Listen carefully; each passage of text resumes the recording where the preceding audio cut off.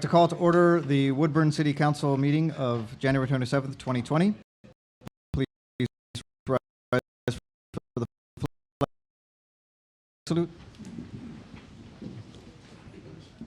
I pledge allegiance to the flag of the United States of America and to the republic for which it stands, one nation, under God, indivisible, with liberty and justice for all.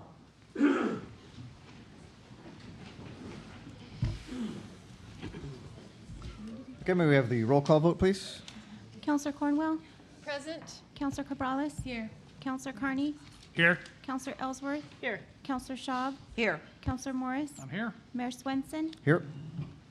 All right, under announcements and appointments, I do want to welcome Mr. Anthony Medina, who is with us. He is a member of our school board, and one of our council goals is to have better relationships between the city council and the school board. And Debbie came to our last school board meeting, and so we have Anthony with us. He grew up in Jervis, but he lives here in Woodburn, just across the railroad tracks, went to Western Oregon State, and then received a master's in educational policy from Stanford University, and is a proud member of our community and has his children in our school, so welcome and thanks for being here. All right, our first presentation is from Mr. John Zobrist, our newly appointed Chamber of Commerce Director, on a Business Resource Center proposal. Thank you, Mayor. Good evening, councilors.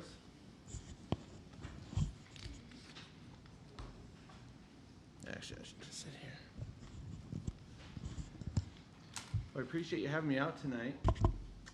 One of the greatest things is being involved in the community, the business community, for the past few years, and being involved on the chamber board. One of the things I like to do is be able to give back to the business community that's really given so much to me when it comes to business. And thank you, Tommy.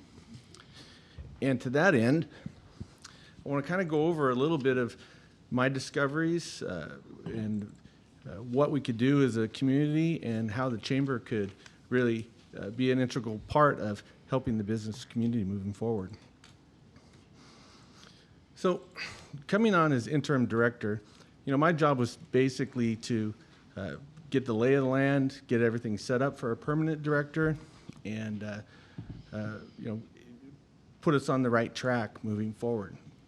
And in looking at that, it was an excellent way to gain insight onto the chamber's goals, what the chamber's doing in the business community, how effective it is, and we have a better understanding of where we're at, but it also, most importantly, showed me opportunity through some of the connections and things that I've learned since becoming interim director. So the chamber director is expected to sit on several committees, the Downtown Association, the Tourism Advisory Committee, Industrial Roundtable, Love Inc.'s Task Force, and in addition, set with several different groups with the mayor, civic leaders, elected officials, public service personnel, providers, roundtables, meetings, conferences, and there's just an overwhelming pattern that started to emerge for me, and I think that you'll be excited to see what I found. So first and foremost, our economic development staff at the city is just simply remarkable. They do a fantastic job. Obviously, earlier tonight you saw the urban renewal process, and Jamie hit a big home run. Robert was congratulated her on being able to bring that one home. They leverage the grant funding, the Energy Trust incentives, and do a lot to revitalize the businesses downtown. The city staff's doing a fantastic job in many ways, yet they could benefit from additional partner support. And there are organizations ready and willing and able to provide assistance to the Woodburn business community. And these conversations that I had really helped me to understand that there's a plethora of organizations that want to help businesses in Woodburn succeed. And part of the problems is they're in Salem. or they're in Portland. They're not located in Woodburn, and so it's difficult for them to move back and forth. So all these could benefit from a partnership with the chamber. So the need for the resources and support is extraordinarily real. There's on an ongoing day, we're sitting in a meeting with the Merit organization. Jamie was there, and Mayor Swenson, if you recall. There's so much that she can do downtown, but they need a business coach. She gave an example of a woman who could utilize some business coaching, but in order to get that, she'd have to leave Woodburn and go to Salem for a 1 or 2 hour coaching session and come back during the middle of a workday. It's just inconvenient. And if there were a place here in Woodburn where she could go 5, maybe 10 minutes and meet with someone, they probably would take advantage of that. And so that was truly the beginning of the thought process on how can we make that happen? What can we do? There's, like I said, there's lots of people who are ready to provide those services. How do we make it happen? And those barriers are there. And it could be the barrier from the organization Merit. They're located on Portland Road in Salem. They don't have the resources to open a branch in Woodburn, a satellite. You've got the Small Business Development Center. Got a great history with them. I used to teach classes there. They do a fantastic job. They do a lot in Woodburn, but could they do more if they had someone here helping, funneling, and getting people to their classes and their resources? And getting these resources isn't just about helping people. It's helping the business community grow, because the more successful businesses there are, that's going to help everyone. So who could we help with this? We could be supply information and identify opportunity. City of Woodburn, the Merit Organization, Temecula Small Business Development Center, the Service Corps of Retired Executives. The list goes on. The universities, the CCB, the Business Oregon, the Unemployment Department. It's just every time we have conversations, everyone's excited about, we would love to do more in Woodburn. So the benefit of economic development, obviously, we have a good economic development partner here in the city with our department. I don't probably need to explain the nuances of economic development to you, but for the people who may not realize it, these new businesses, they can get a better start and operate profitably sooner. The existing businesses can use the knowledge and skills to ensure long-term stability and avoiding closure. You can help small businesses get started and grow is one of the fastest way to add jobs in a community.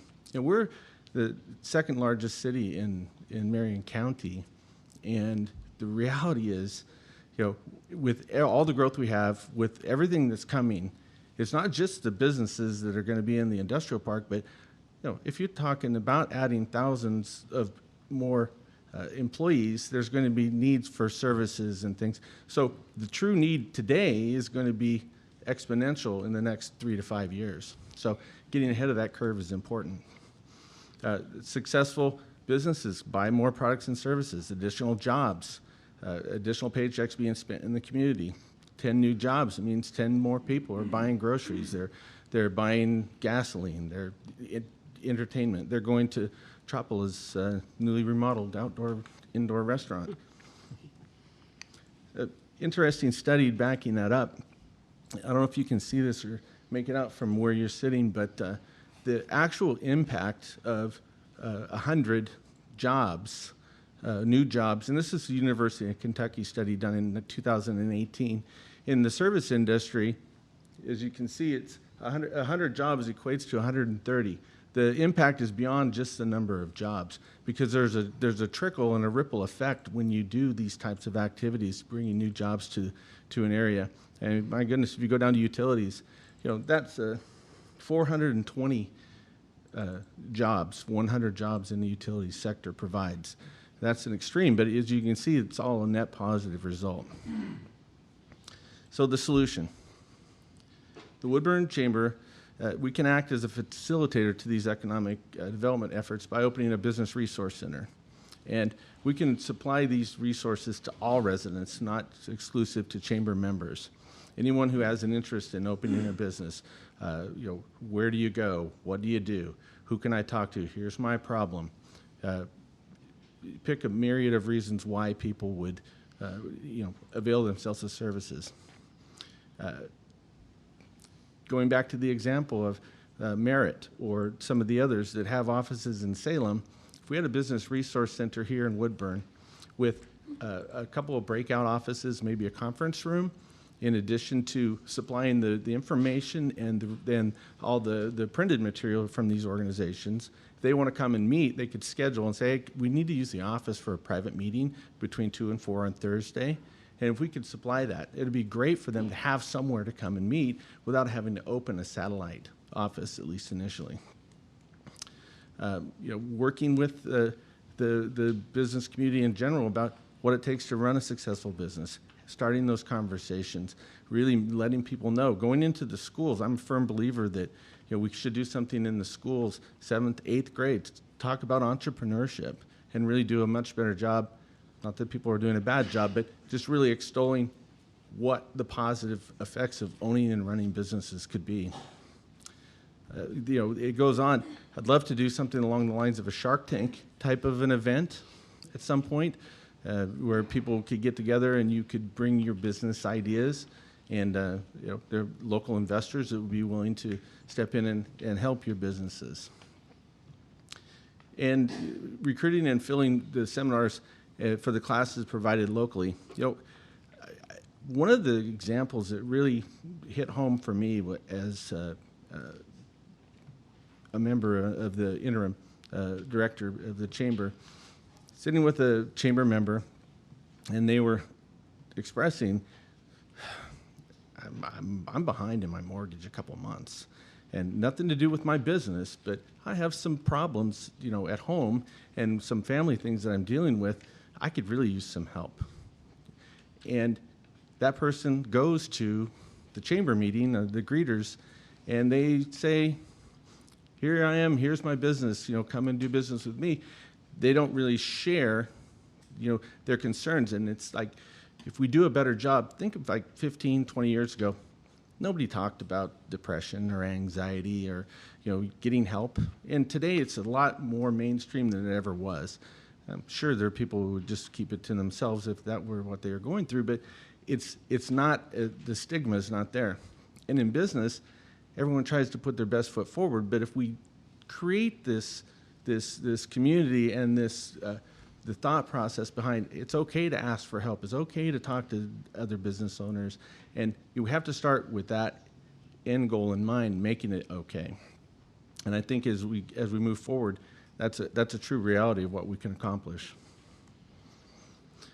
So, the investment. There'd be a direct and indirect benefit to everyone doing business in Woodburn. And what we're proposing as a business community coming to you, we would like you to consider taking the local business licensing fee from $50 a year or $25 for home-based and changing that to $110 per year or $55 for a home-based sole proprietor. The increase being earmarked towards the creation of an ongoing operation of the Business Development Center.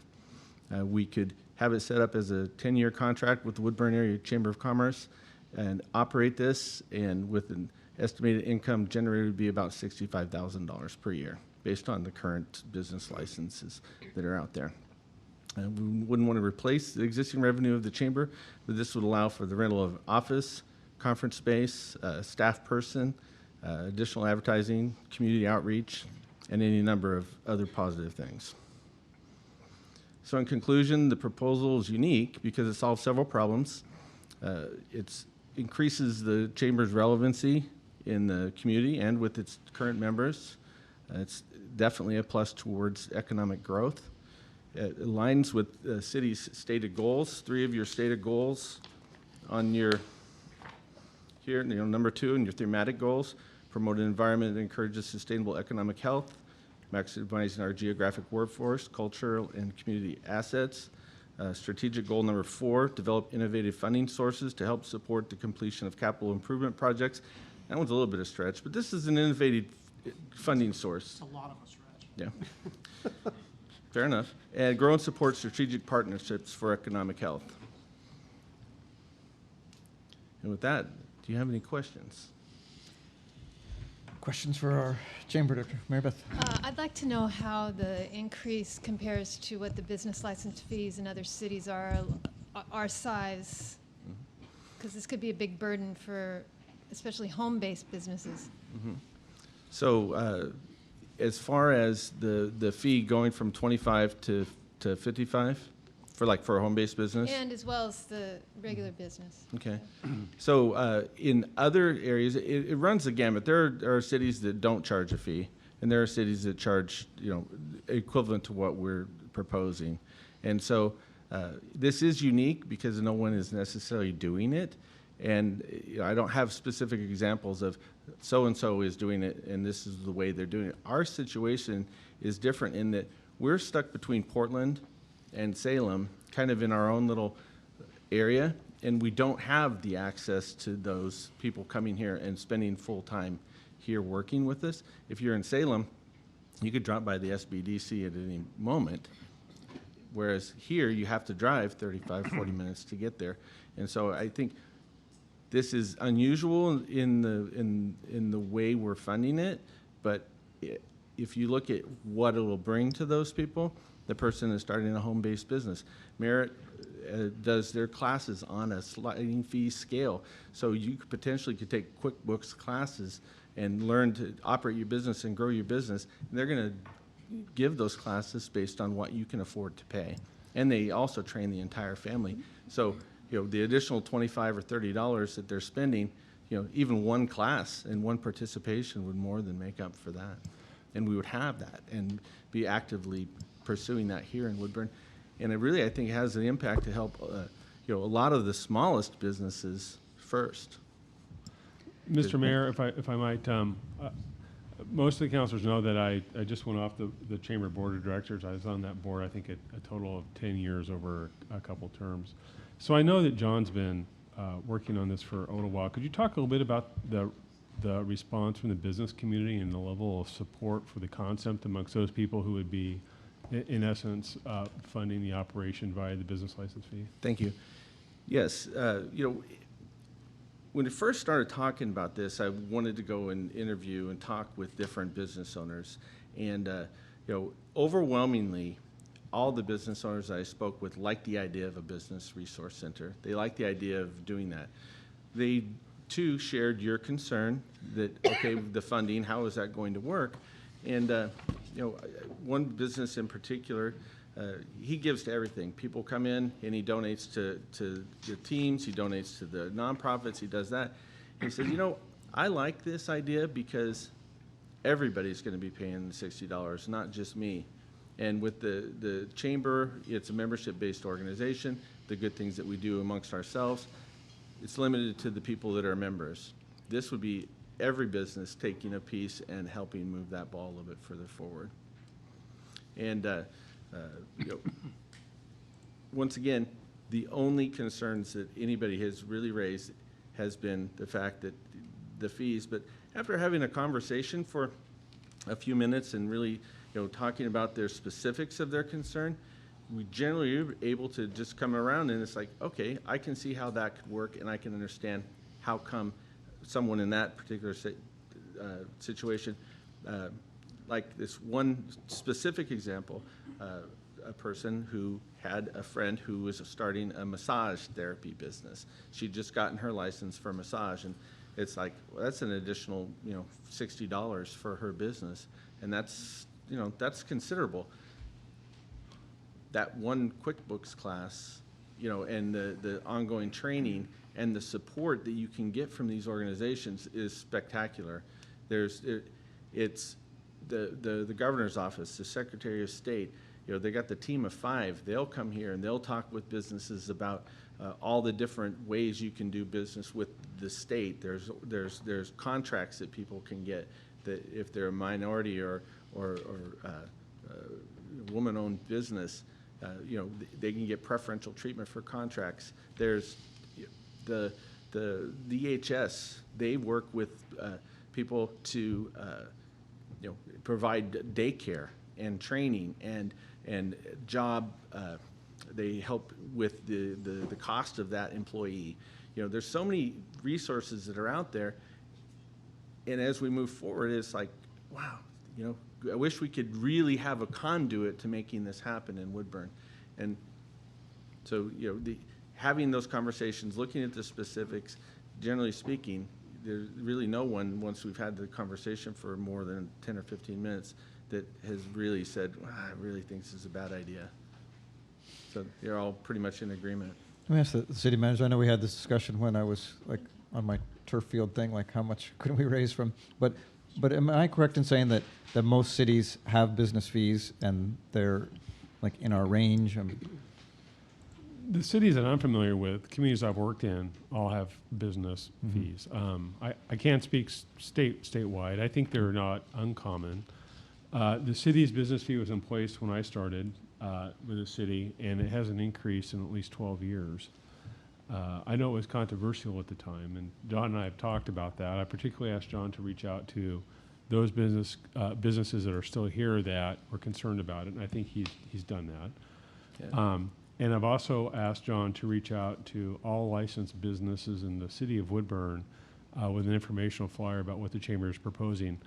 A difference here that I think the council should know is that this is a service that would be available to the entire community and not just chamber membership.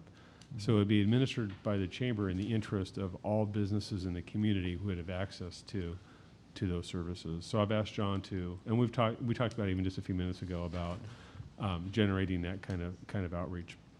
But to get to your point, not uncommon. I can't speak how many cities in Oregon do it, but it's very Other very questions common. or concerns? Lisa? I've got some questions. So my first question is, what kind of metrics? What kind of oversight? And what about the you talked about the money being able to fund a location, but what about salary? What about, how will we know that you're successful? I have a little bit of concern signing anything for 10 years if it's been untried, unproven, without any kind of, let's see how it goes the first year. Did we reach our goals? Is this actually having the impact that we think it would have? Is it being utilized by our community? What kind of metrics, KPIs, and oversight? And I'm really concerned about just a blanket for 10 years without knowing how well this program is going to operate. Sure. So let's go back to the 10-year. One of the overwhelming concerns was, on the hindsight, gosh, what the city gives, the city could pull away. And so a lot of the concerns were alleviated. Well, okay, let's make it a long-term contract with deliverables. And so, we obviously, the funding can be directly tied towards our office and, the management of that office and the salary of the person that is going to sit there and welcome people. Think of it like a visitor center. We don't have a visitor center per se anymore. People come to the city hall constantly. Many visitors each week asking for information. They're looking for the traditional things that a chamber would do. That wouldn't go away, and that, of course, would be part of what we do. It would be a chamber office as well. But think of it like a visitor center with the types of information you would get, maps or business stuff for the area attractions or things of that nature that people go for tourism. But when it comes to business, where do I get a business license? How do I sign up for a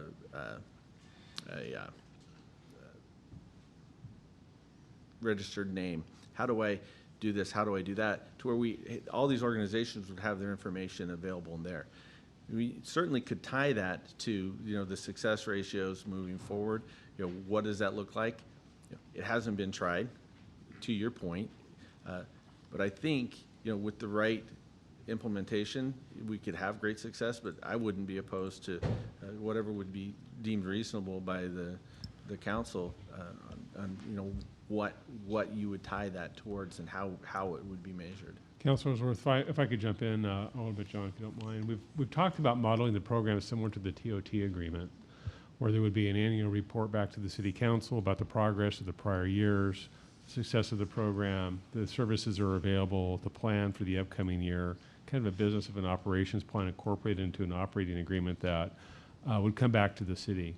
It's a little bit unique in that I've, my 23 years of being a city administrator type, I've never had the business community approach me and say, we want you to increase the fees on us so that we can benefit from a service that we think is lacking in the community. So it would be an opportunity for us to forge, what that partnership would look like through an agreement that would delineate what the council wants to see in terms of metrics, measurables, what are the services that are providing, what is the business plan, what is the operation of the program over a period of time in exchange for this particular funding arrangement that we would do in collaboration with the chamber. So that would come back to the city council, it would go to the chamber board of directors, and we would hammer out all those details as the project progresses, if that's helpful. Mr. Mayor. Councilor Morris? So just real quick question, one of many, I guess, but why double the tax? Because when you're doing the little calculations, you're going from what, 55 to 110, you're essentially doubling it, right? So, yes. Sure. And a lot of that is, what is it going to cost to open and operate that facility? Sure. And that 65 to, in that range, you're looking at $3,000 to $3,500 for rent and internet and utilities. And then obviously as a director, my job is to be not at a desk welcoming people at a visitor center, but I need to be in the community. So we need someone there to open it and staff it, to schedule those I got you. businesses. I got you. So you worked a math problem around it. You Yep. didn't just say, hey, we're going to double it and we're going to spend that money to set up a shop. No, we actually, so that's how we arrived at that. We figure it's going to be about $60,000 to $65,000 a year to operate. So my question is, and it feels, this screams for like a grant. That's what it screams for. The question about somebody coming to the city and asking for fee increases, I think that's an easy ask of a group like the Chamber of Commerce, because ultimately, we would take the heat for it. Nobody's gonna go to the Chamber of Commerce later, a year down the road and say, why are the fees so high? They're gonna come to us and say, why are the fees double what they used to be? I mean, that's my concern right off the top. Sure. Shemeketa and a lot of other organizations, including the city here, we have this brand-new remodeled building, which you guys are still here, right? That doesn't, I mean, I'm not here all the time. In fact, I'm never here, but I'm assuming you're over here, right? Yep. There's 2 conference rooms behind me. I'm just thinking that there's some solutions that don't cost double the fee, $65,000 a year, which isn't taxpayers' money until they pay it to us. So it just feels like there's solutions that, and I'm not in your chair, but it feels like the chamber wants to maybe get back out on their own, which is a cool thing, but we're kind of in this relationship. So I'd like to know, like what Scott was talking about, I know the people who are at the chamber and belong to the chamber are awesome people, but I know that's also just a selection of what the total, businesses are in the city. It'd be good to know what the outreach and what their reactions are. It's like, hey, we're going to double the fee, and for some people, it's not that much money, but for other people, like you mentioned, it probably would be. So those are my concerns. And I think those are echoed by the people I've spoken with in one-on-one. To date, almost 50 business owners. And then I know that others have had conversations as well on this subject. 218 chamber businesses. We had 70 business owners and partners at a presentation in November. And literally only 2 people had questions, and there was almost unanimous support from the chamber community for this. And then had the opportunity to have a conversation with Justin Much from the Woodburn Independent. There was a story that ran, I want to say about 3 weeks ago, outlining everything that you've heard tonight. I'll just say for the record, I don't read the Independent. So Fair enough. I'm sorry. But and urging people to comment, Gotcha. to call and comment, and 0 people have raised, and we were very specific that it would be tied to a business license increase. And so that combined with the letter that's set to go out, you know, we want to send a letter to every person who's currently licensed to do business in the city of Woodburn will receive a letter. It's already prepared, it's bilingual, saying exactly what we've talked about. A little truncated, but, you know, given the information, mainly that we want to double the fee. And so we're looking forward to that feedback and utilizing it to adjust and make corrections to move forward. I don't foresee that being a long-term problem, but anybody who was here when the first time it was put up would probably be a little bit reticent to go down that path again. It wasn't as happy of a time, you know, when the business license fee was first initiated. How long ago was that? Right before you were elected, I think. 'Cause Probably. Sure. I'm sorry, Mr. Mayor, what was the question? We're just talking about the last time that when we increased the fee, that there was a large group in opposition and people ran for city council on that Well, platform. I wasn't here for that, Mr. Mayor. It's been over at least 10 a years. dozen years or It wasn't more. an issue I ran My- on, so. Right. Okay. Right, my understanding was that the city imposed it for the first time, and that there was some controversy over distinguishing between ag exempt businesses under statute versus others. I don't, you know, I think that issue was resolved over time, but it was controversial. And then the business license fee is something that, you know, we haven't really addressed since then. So the last time we dealt with it was actually the creation and imposition of that fee some time ago. I don't recall. Okay, thank you. Councilor Schaub? Yes, thanks, John. I just want to verify, 218 members, is that what you have? Currently. Okay, Today. and out of those 218 members, 70 were at a meeting and unanimously approved this proposal? Correct. Okay, just wanted to make sure my notes are right. Thank you. This side? Yeah, so, did you, when you contacted the businesses that are here in Woodburn, did you contact everyone? Did you speak to everyone? Not yet, no. So there's over 1,000 businesses licensed to do business in Woodburn. And so, you know, having one-on-one conversations with 45 businesses over a period of 5 months, you know, that's what I've done. How many of them are English as their second language, or they don't speak English? So a few of them have been contacted and spoken with by other people other than myself. Okay. And, you know, generally speaking, you know, the information I'm receiving is they're okay. They like the idea of having the resources.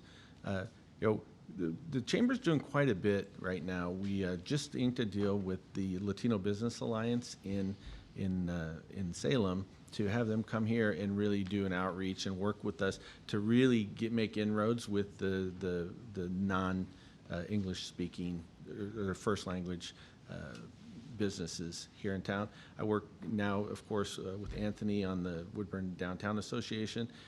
Jose Gonzalez is part of the LBA, and you know, they really have a keen sense of how to get that communication to start happening and getting the businesses to work together. But it's really, I think those businesses, you talk to the people from Merit, they put on a free QuickBooks training class in Spanish speaking only, and they had 2 people show up. And the problem wasn't that it was a great class, it's just they didn't have the ability to get the word out. And because they're in Salem, they're not down here every day beating the drum about what they're going to offer. They put up the notices, but if there's nobody, if you don't have that flow of people coming towards, you have resources, you have success with 1, 2, or 3 of these businesses, all of a sudden everybody's going to want some of that soup. They're going to think, where did you get that? That was great. How did you do that? And that'll create the path of people coming to get more of those services. But you have to start somewhere. So all of the resources are going to be in multiple languages, not just Spanish and English? Because we do have a big Russian population. Sure. There are between. Let's be clear. The chamber isn't going to be providing those services. But when you do bring people Sure. to give the You look at services. the list of people, of the organizations, and they all are very aware of those cultural and language barrier differences. Okay, I just want it to be accessible for everyone Sure. because most of the people who do have access or do show up to these classes are they're not people of color. Yeah, and that's one of the things. Talking with Victor Vasquez of the Merit Organization, great resume. That guy's amazing. The things that he has and the ideas, and he wants to do more in Woodburn. He's very adamant about how he wants to help, and one of their very specific things is they work with non-English speaking, Spanish speaking only, and when they train the whole family. If you have a business and you're starting a business and you work with Merit, they let the whole family come and take the classes, and so that you're going to train them for the long term. And that family is going to be successful. So they start as simple as personal finances. What are your personal finances? Then, what's your business idea? Are you registered with the state? And just all the myriad of things that need to happen. But Celia Nunez with the Small Business Development Center last Friday at Chemeketa, Greeters Chamber presentation that they made, that organization has the horsepower to do things for, not just the beginning businesses, but the mid to large level businesses. And then you start capitalizing Business Oregon, and then you bring in, at that level, you're talking with, people with Jamie's, Jonk's talent and skill set to bring these businesses up. I think the majority of who we're going to help is not the mid to higher level people, at least initially. It's these smaller businesses. I got a kid that lives kitty corner from me. He works in Tualatin, and 7 to 4:30 every day. He builds these storage units. They prefab them there and they ship them to somewhere and they build them. He does that at 4:30. He arrives home and goes out and does landscaping, and and his family is very industrious. They work hard. I mean, he's a smart guy, but he could be the person. I was talking with Victor about him, and he said, that's the type of person that we could really, with the right training, and if they're amicable, in a couple of years they could have 5 or 10 trucks. But they don't know what they don't know. They don't have the training, and if nobody's bringing it to them, and that's what we would propose to be bringing to the Woodburn community. What would 5 or 10 truck landscaping business do for the community? That's. Mr. Mayor, if I could just, I know you didn't think I was going to be part of your presentation. It's but okay. Here I am, Any- voice please over the help. corner. One of the things that we've talked about early on, I think when John was talking to me about the concept, was providing a mechanism to serve local businesses that the city cannot provide by our economic development program. And you've heard me maybe say as a local government, we provide police officers, wastewater technicians. We don't have entrepreneurs or investment bankers. And having an entrepreneurial resource in the community that can complement our current economic development program would provide a more complete opportunity for our business community to grow.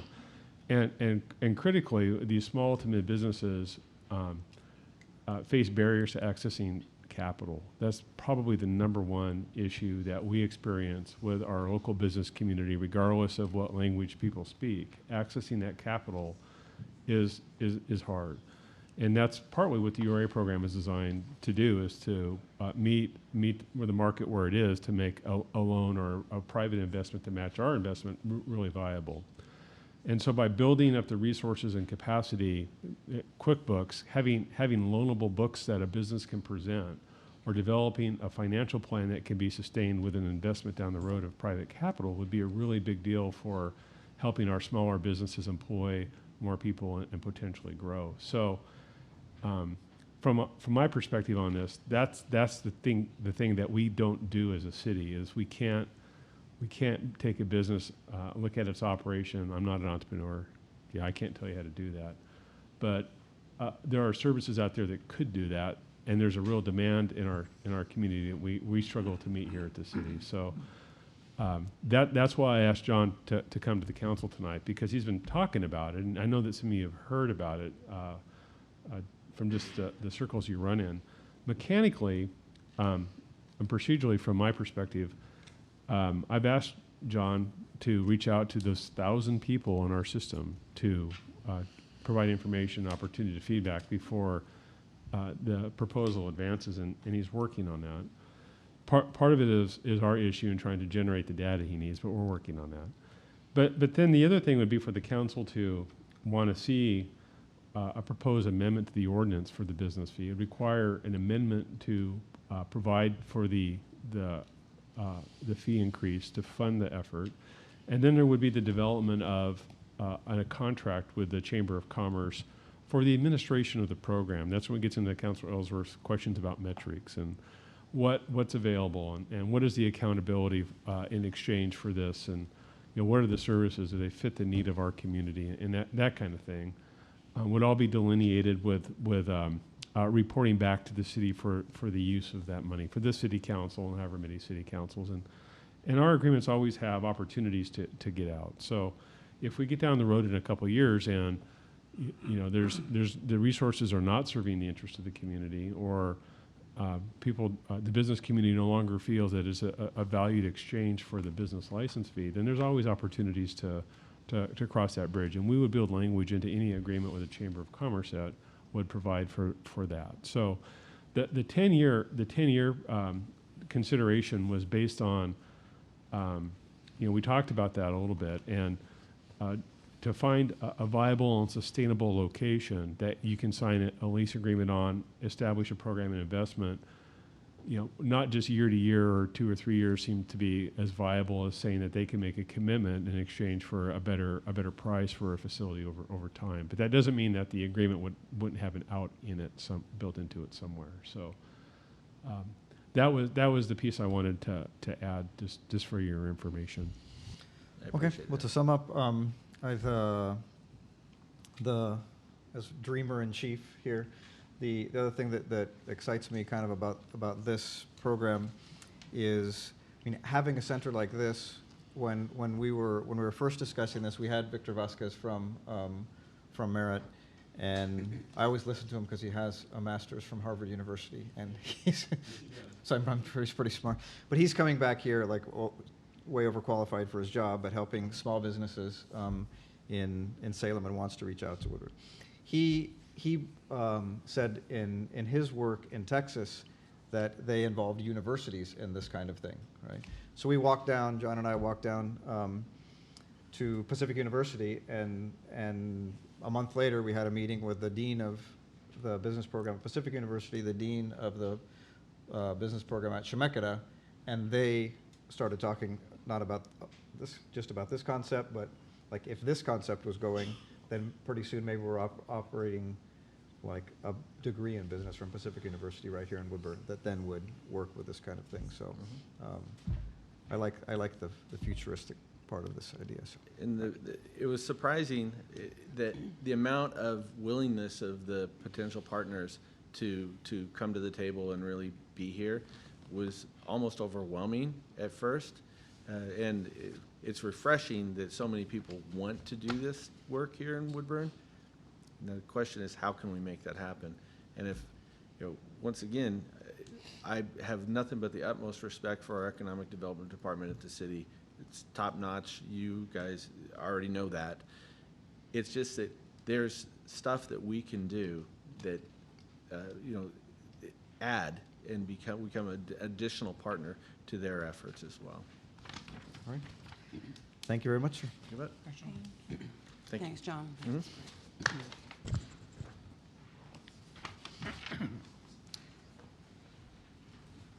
All right, so I have nothing to proclaim this evening, and no communications. This is a time where we have people speak business from the public of something that's not on the agenda, and I have a number of people who have signed up to speak for something on the agenda. Is there anyone who wants to speak in general? All right, then we will move to the consent agenda. May I please ask the city recorder to read the items aloud that are on the consent calendar? The items on the consent agenda are as follows. The Woodburn City Council minutes of January 13th, 2020. Acceptance of 6 public easements at 1310 and 1340 North Pacific Highway associated with the Pacific Valley Apartments Development, Woodburn, Oregon 97071. Woodburn Planning Commission minutes of November 14th, 2019, and crime statistics through December 2019. All right, would anyone like to remove an item from the consent agenda or have any questions about the items? Mr. Mayor, I make a motion that we approve the consent agenda. Second. It's been moved and seconded. All those in favor? Aye. Opposed?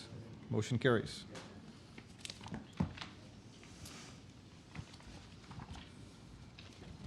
All right, we now will move to general business. Item A, Council Bill 3119. Mr. Mayor, I'd like to introduce Council Bill number 3119. Council Bill 3109 has been duly introduced and is an ordinance and as such requires 2 readings. And may we please have the first reading by title only if there is no objection. Council Bill number 3119, an ordinance prohibiting camping in public rights-of-way, providing for enforcement, and declaring an emergency. We've had our first reading of Council Bill 3119. May we now have the second reading again by title only if there's no objection. Council Bill number 3119, an ordinance prohibiting camping in public rights-of-way, providing for enforcement, and declaring an emergency. All right, do we have a presentation? We do, Mr. Mayor. I'll invite the police chief up. But the next 3 items on the agenda have kind of a thread of commonality. And while we're talking about the chief's proposed ordinance on prohibiting camping, I think we'd also kind of like to drift into some of the other related areas. For example, the ordinance directly after this provides a process that is required by state law to regulate the removal of homeless camps. And that is a statutory requirement that cities have to adopt. And since we're talking about regulating camping in the city, we'll be subject to the requirements of the state statute in terms of establishing a process to protect the property interests and due process rights of those people who may be camping illegally in the city either now or some point in the future. And then finally, we have the proposed agreement for severe weather shelters with Love Inc. And I see that Love Inc. is here to talk about that. So the first staff report by the chief is a result of the chief coming to me and our staff talking about the need for the city to address the camping potentially in city rights-of-way based on activity that we think we're seeing or may see in the future of people who are transient on I-5 between our 2 metropolitan cities that are enforcing their camping ordinances, and Woodburn doesn't have that mechanism in place. So we're concerned about potential public safety impacts associated with an increased camping in city-owned rights-of-way or city-owned property. The city already has a prohibition on camping in city parks. That's been in place for a very long time, but we don't have prohibitions on camping in city rights-of-way or in city easements. And that's what the chief wants to talk about. And then I believe the city attorney can talk about the other ordinance accompanying that in terms of compliance of process with state statute. And then I can always talk about the finer points of the details with the proposed agreement with Love Inc. and sort of how that developed from a grassroots community effort through conversations with many stakeholders that led to this particular agreement. So if it's okay with the council, we might drift around because these are all kind of closely related. And then cross those ordinances on the agenda as we come to them. But so, Mr. Mayor, if that's accessible to the council, I'll let our police chief talk about his proposed ordinance. Mr. Mayor, I'd yield whatever time I might have to the chief in terms of, because he's prepared, I know, to talk about both ordinances together. My office helped draft the ordinances, but it's the chief really that came forward, and the 2 ordinances relate together. So he's ready to address both, I believe. All right, thank you, Chief. All right, great. Thank you, Mayor and Council. I'm Jim Ferreras. I'm your police chief. My comments will be broad and cover all the points in some fashion that Mr. Derrickson spoke about. So as we begin this conversation about camping, ordinances, severe weather centers, I'd like to start with a phrase germane to these topics. It was coined by a well-known police risk management person by the name of Gordon Graham. And Gordon Graham says very often, if it's predictable, it's preventable. And those words could not be more true to these topics that we're going to speak about tonight.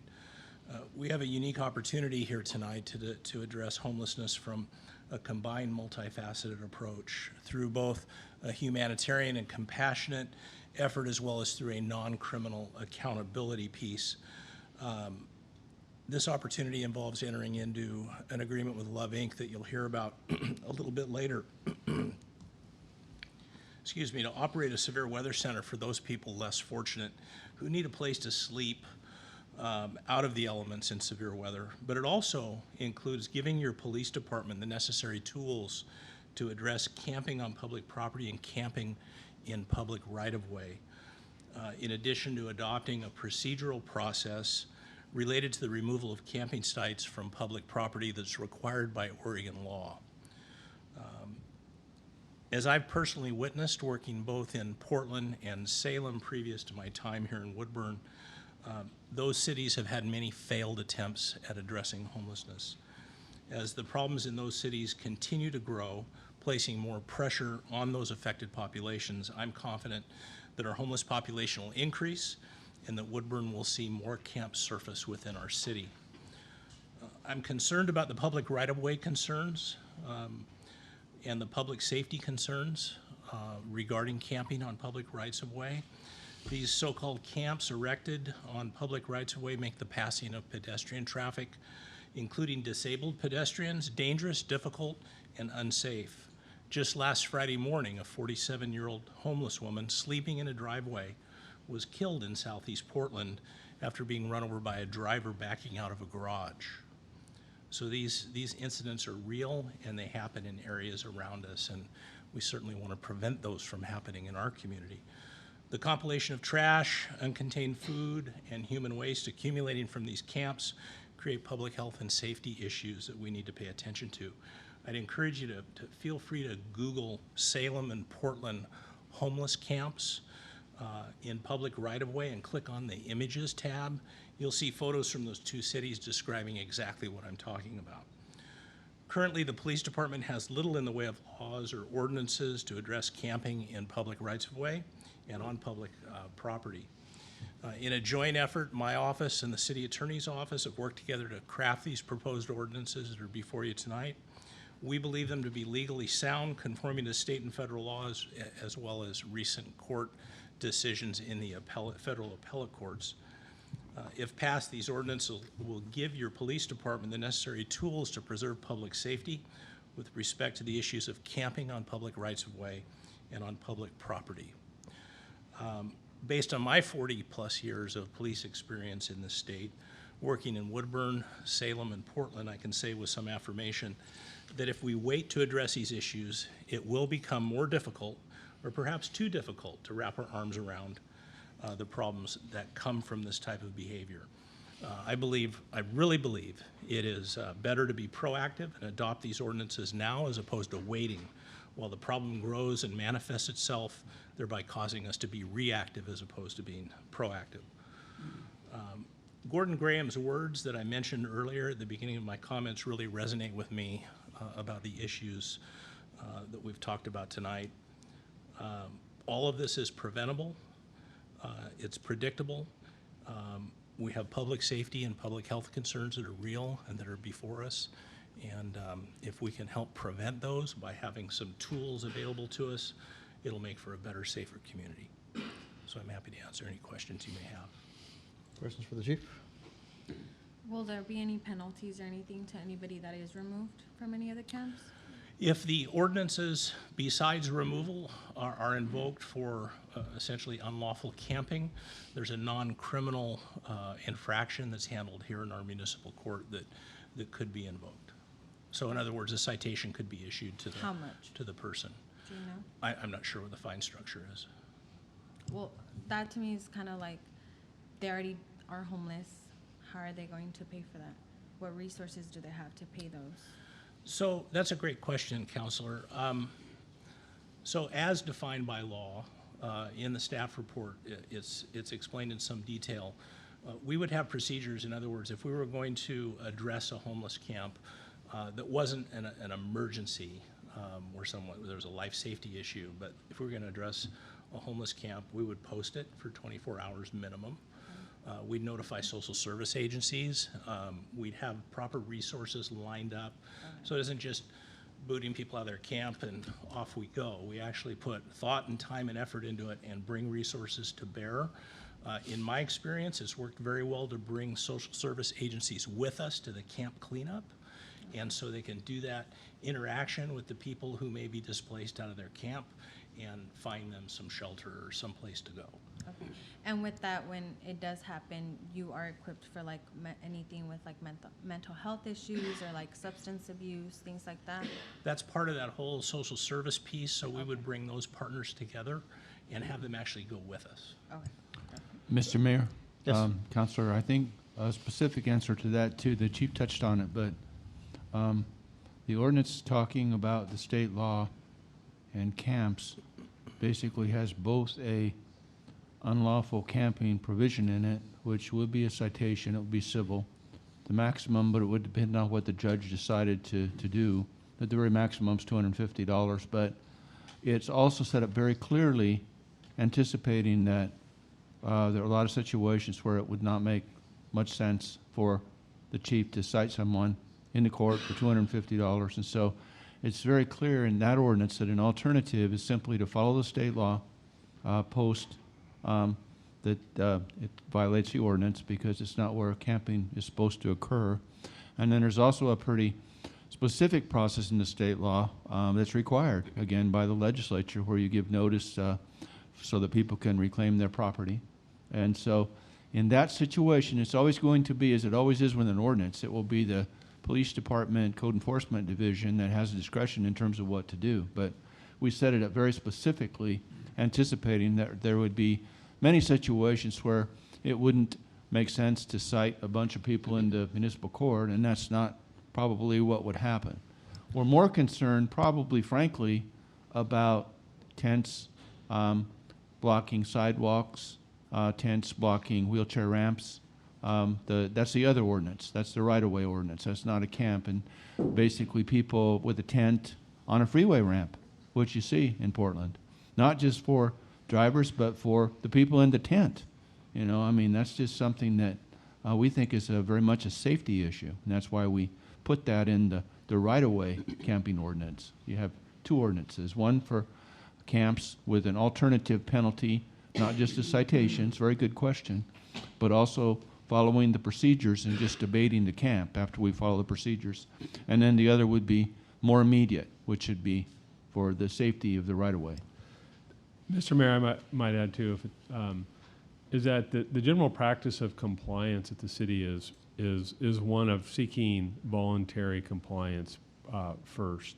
And that you see that approach from a community policing perspective in Woodburn on all kinds of our civil enforcement. So code enforcement specifically, we don't just cite people, we ask people to comply, we give people opportunities to comply. And we'd much rather have people sort of solve the problem than to try to cite people into solving problems. And there's a lot of examples of that, I think, that you can see in our day-to-day activities of the police department. So, and this is no different, although this process would be required by state law. We also apply the general principle across the board to tall grass or other code infractions. We'd much rather have the property owner or the person committing the infraction to solve the problem and to not recommit the problem than just cite people. And as you know, from the times I've been before you on other ordinance issues, that's the philosophy within the police department and the direction to my officers is that we try to gain compliance through education and accountability. And that works most of the time. When it doesn't, then we have that enforcement piece in our back pocket to take care of the issue. Question? No questions? Well, no, I don't have a question. I just have a comment. I want to thank you for being proactive for our public health and safety. especially in these public areas. I've seen too many times just going into Portland and seeing these camps or these tents, even like by the freeways where somebody could roll it onto a freeway and you could run over somebody. And, you know, somebody said at one of our council meetings, if you build it, they will come. All you need is one or two building or tents here and there, and before you know it, we'll have more. So I think being proactive is fantastic. Thank you. So, Chief, are we talking about, there was an example of a house on Hayes Street where the strip between the sidewalk out to the street was full of debris as well? That's the only official public area that you'd be able to address in a situation like that of a home? The sidewalk and the parking strip is included in our description of the Oh, okay. public right-of-way. And how about a motorhome or camper that's physically parked in the street and may not be operating, but there's someone living in that? Can you cite that and say you need to move it off the street? There is a included in the definition of a campsite, vehicles are included in that. Okay, good. I do, one question. Chief, is this going to give you the tools that you think you need? I think it will. Right now, we have nothing, and this will give us some enforcement tool, should we need it, if we can't gain compliance through other means. Thank you. So could you speak, and I know I talked with the city attorney earlier about this, like this ordinance in light of the Supreme Court's like declining to hear the Ninth Circuit Court's decision in the Boise case that prohibited criminalizing camping and being homeless, and the distinction between like that prohibition and our ordinance. So there, we don't have a criminal process in our municipal court. It's a civil process, so we're not criminalizing it. And this ordinance, the way that it's set out, does conform to that decision. So our belief is we're in full compliance with state and federal law. Mr. Mayor, that's a good question, and I would agree with the chief on that. And you might recall that my office put out we call it legal lightning. It's our assistant that came up with that. In terms of a one-page summary of the Boise case. And the distinction there is clearly that there is a criminal penalty. It's an Eighth Amendment of the Constitution case, finding that if there's a status offense and there's a problem because of the criminal penalty. In fact, Boise was arguing very strenuously that they didn't, as a factual matter, they didn't use the criminal penalty and they didn't put anyone in jail, but the court during oral argument said, well, why is the criminal penalty here? So that's the distinction. It's a good question. Okay. Thank you, Chief. Thank you. Mr. Mayor, would the council like to dispose of the two ordinances before talking about the Love Inc. agreement, or I'm happy to introduce that and just talk about it ahead of time now? It's your choice, Mr. Mayor. Yeah, and do we have, you mentioned we have people from Love Inc. who, Well, we do, and so, Mr. Mayor, I would say that and let me tell you, we have a number of people wanting to comment for and okay. against, so we can Sure. incorporate that one. Oh, thank you, Mr. Mayor. The city had heard that there was a local nonprofit or a local group of citizens wanting to open a warming center or warming shelter in the community. And we had talked internally about that. There were many concerns raised internally about compliance, health and safety, building code standards, and the typical kinds of things associated with operating that type of a facility in the community, as well as concerns that were expressed around ancillary impacts to community, the surrounding communities and neighborhoods. And so, but we weren't certain about what was really being proposed until we attended a January 15th meeting facilitated, I think, by Love Inc. I'll just call it a community meeting for good measure. And we learned quite a bit about what was being proposed by various stakeholders in the community. The Woodburn Police Department attended that. I attended that meeting. The Woodburn Fire Department attended that meeting. There was a broad range of community interests there, nonprofits, the faith community, our pastoral association members were in that, and it was, I think, a very productive meeting. Walking away from that meeting, we started talking internally about, how could the city work with the interested parties to address this particular concern in our community in a way that kept the city from in the position of partnering and not falling into an enforcement role that we could see could potentially happen based on how the operation of the facility occurred. And so out of that stemmed another meeting that occurred with other stakeholders that included a building official, the planning department, the Woodburn Police Department, our legal team, the Woodburn Fire Department, and Love Inc.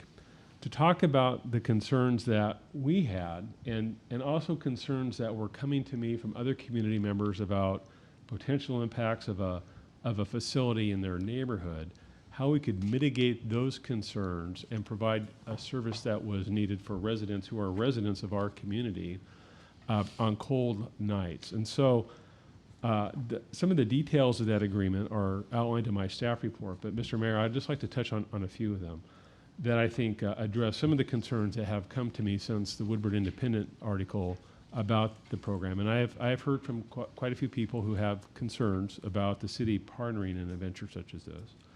And so a couple things I want to point out is that the Severe Weather Center would operate in partnership with Love Inc., who is I'll call our primary nonprofit social service organization that's also working with us on a family resource center project independent of this.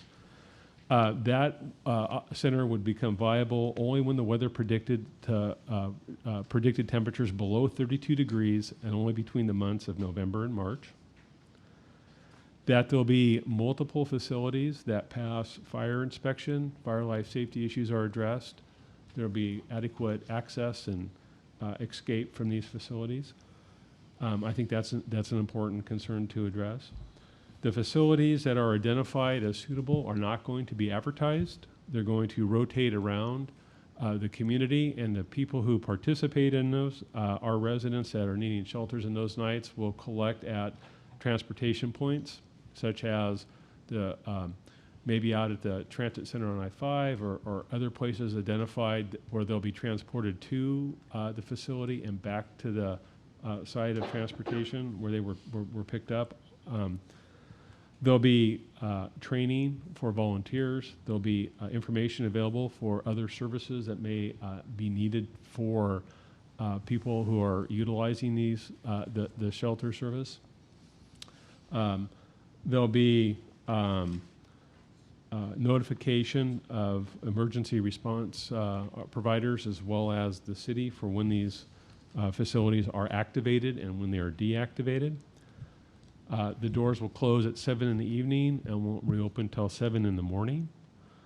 There will be no allowance of drugs or alcohol, and there's a consent to search to ensure that weapons and other contraband aren't coming into these facilities, or that if somebody is experiencing a medical condition that requires a first responder to access their property to try to determine potentially what the crisis is, they can do so.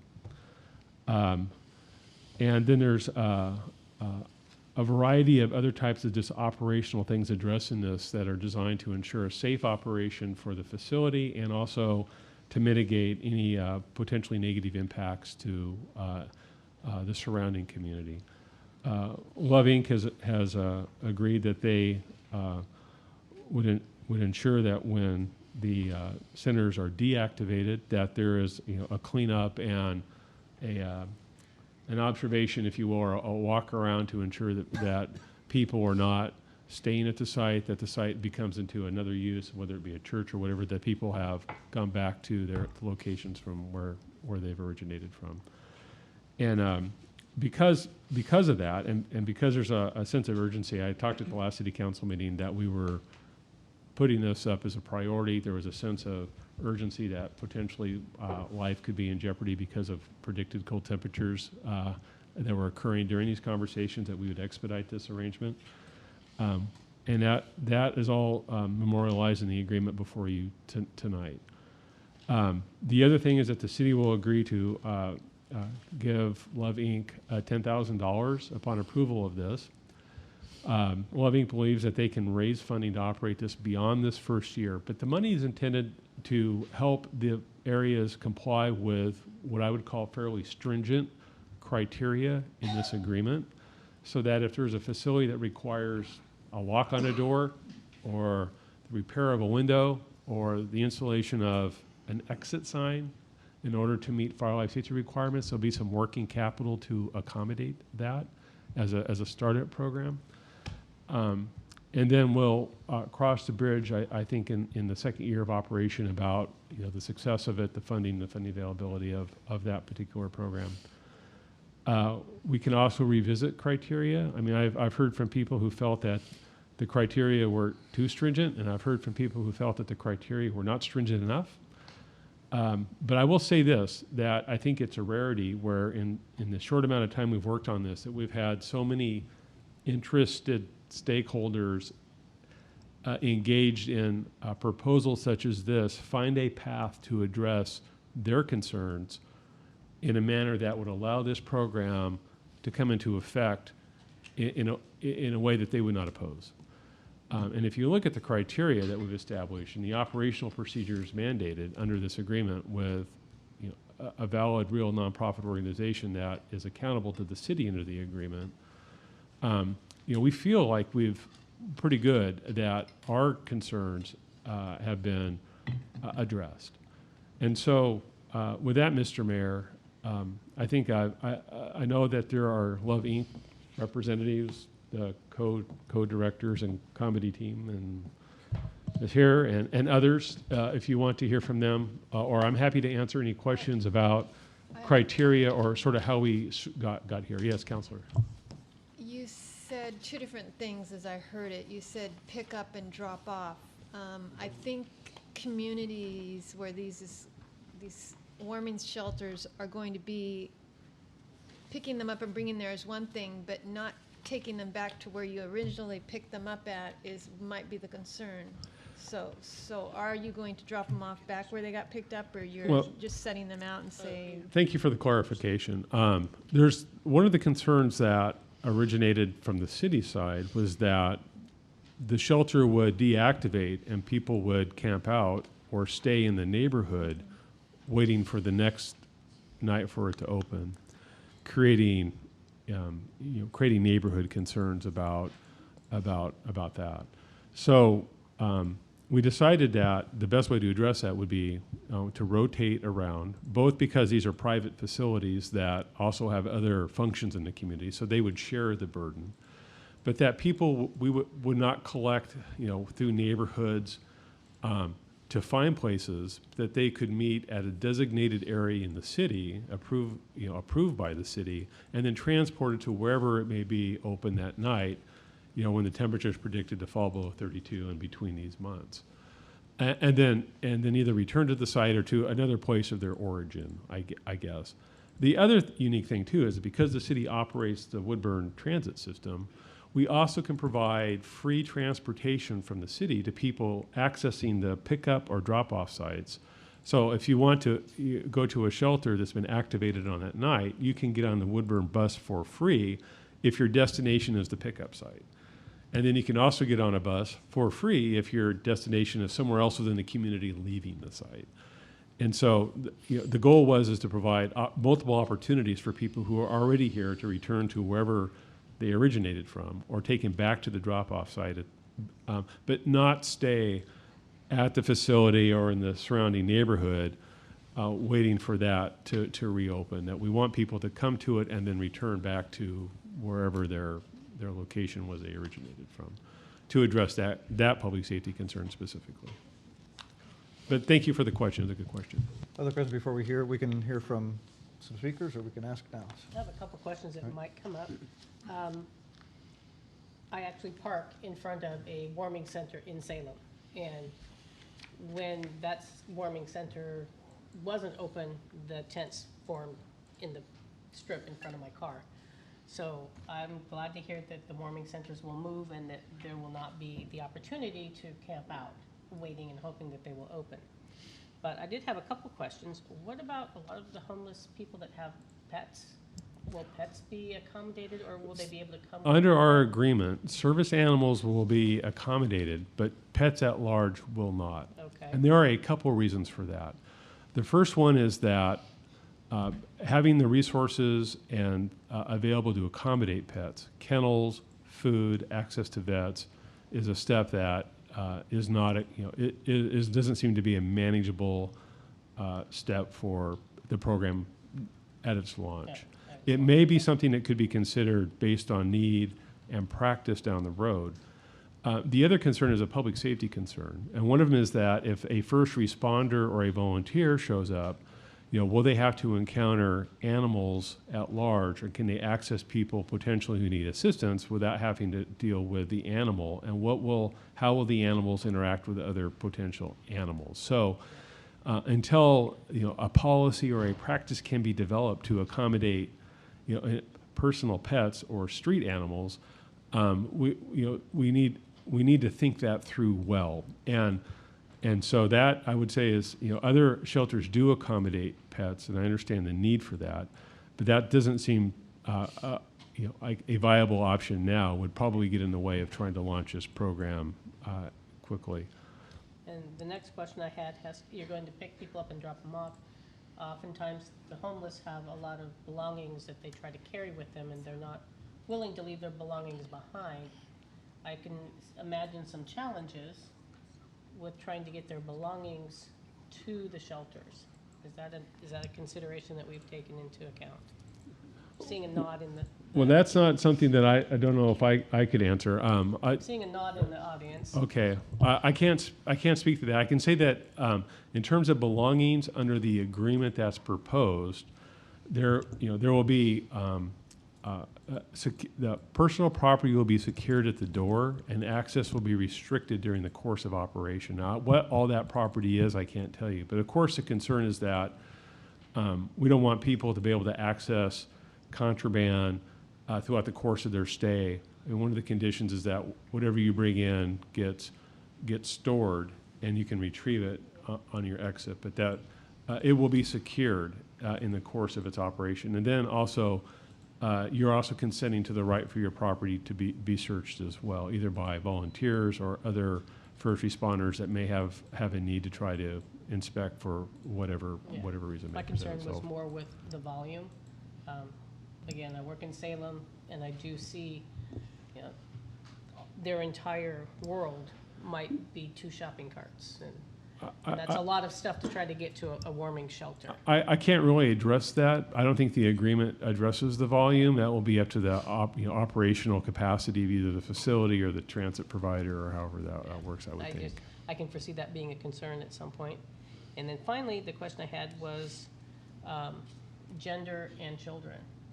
Is there something to keep men and women separate and children separate and safe? My concern is around those safety concerns.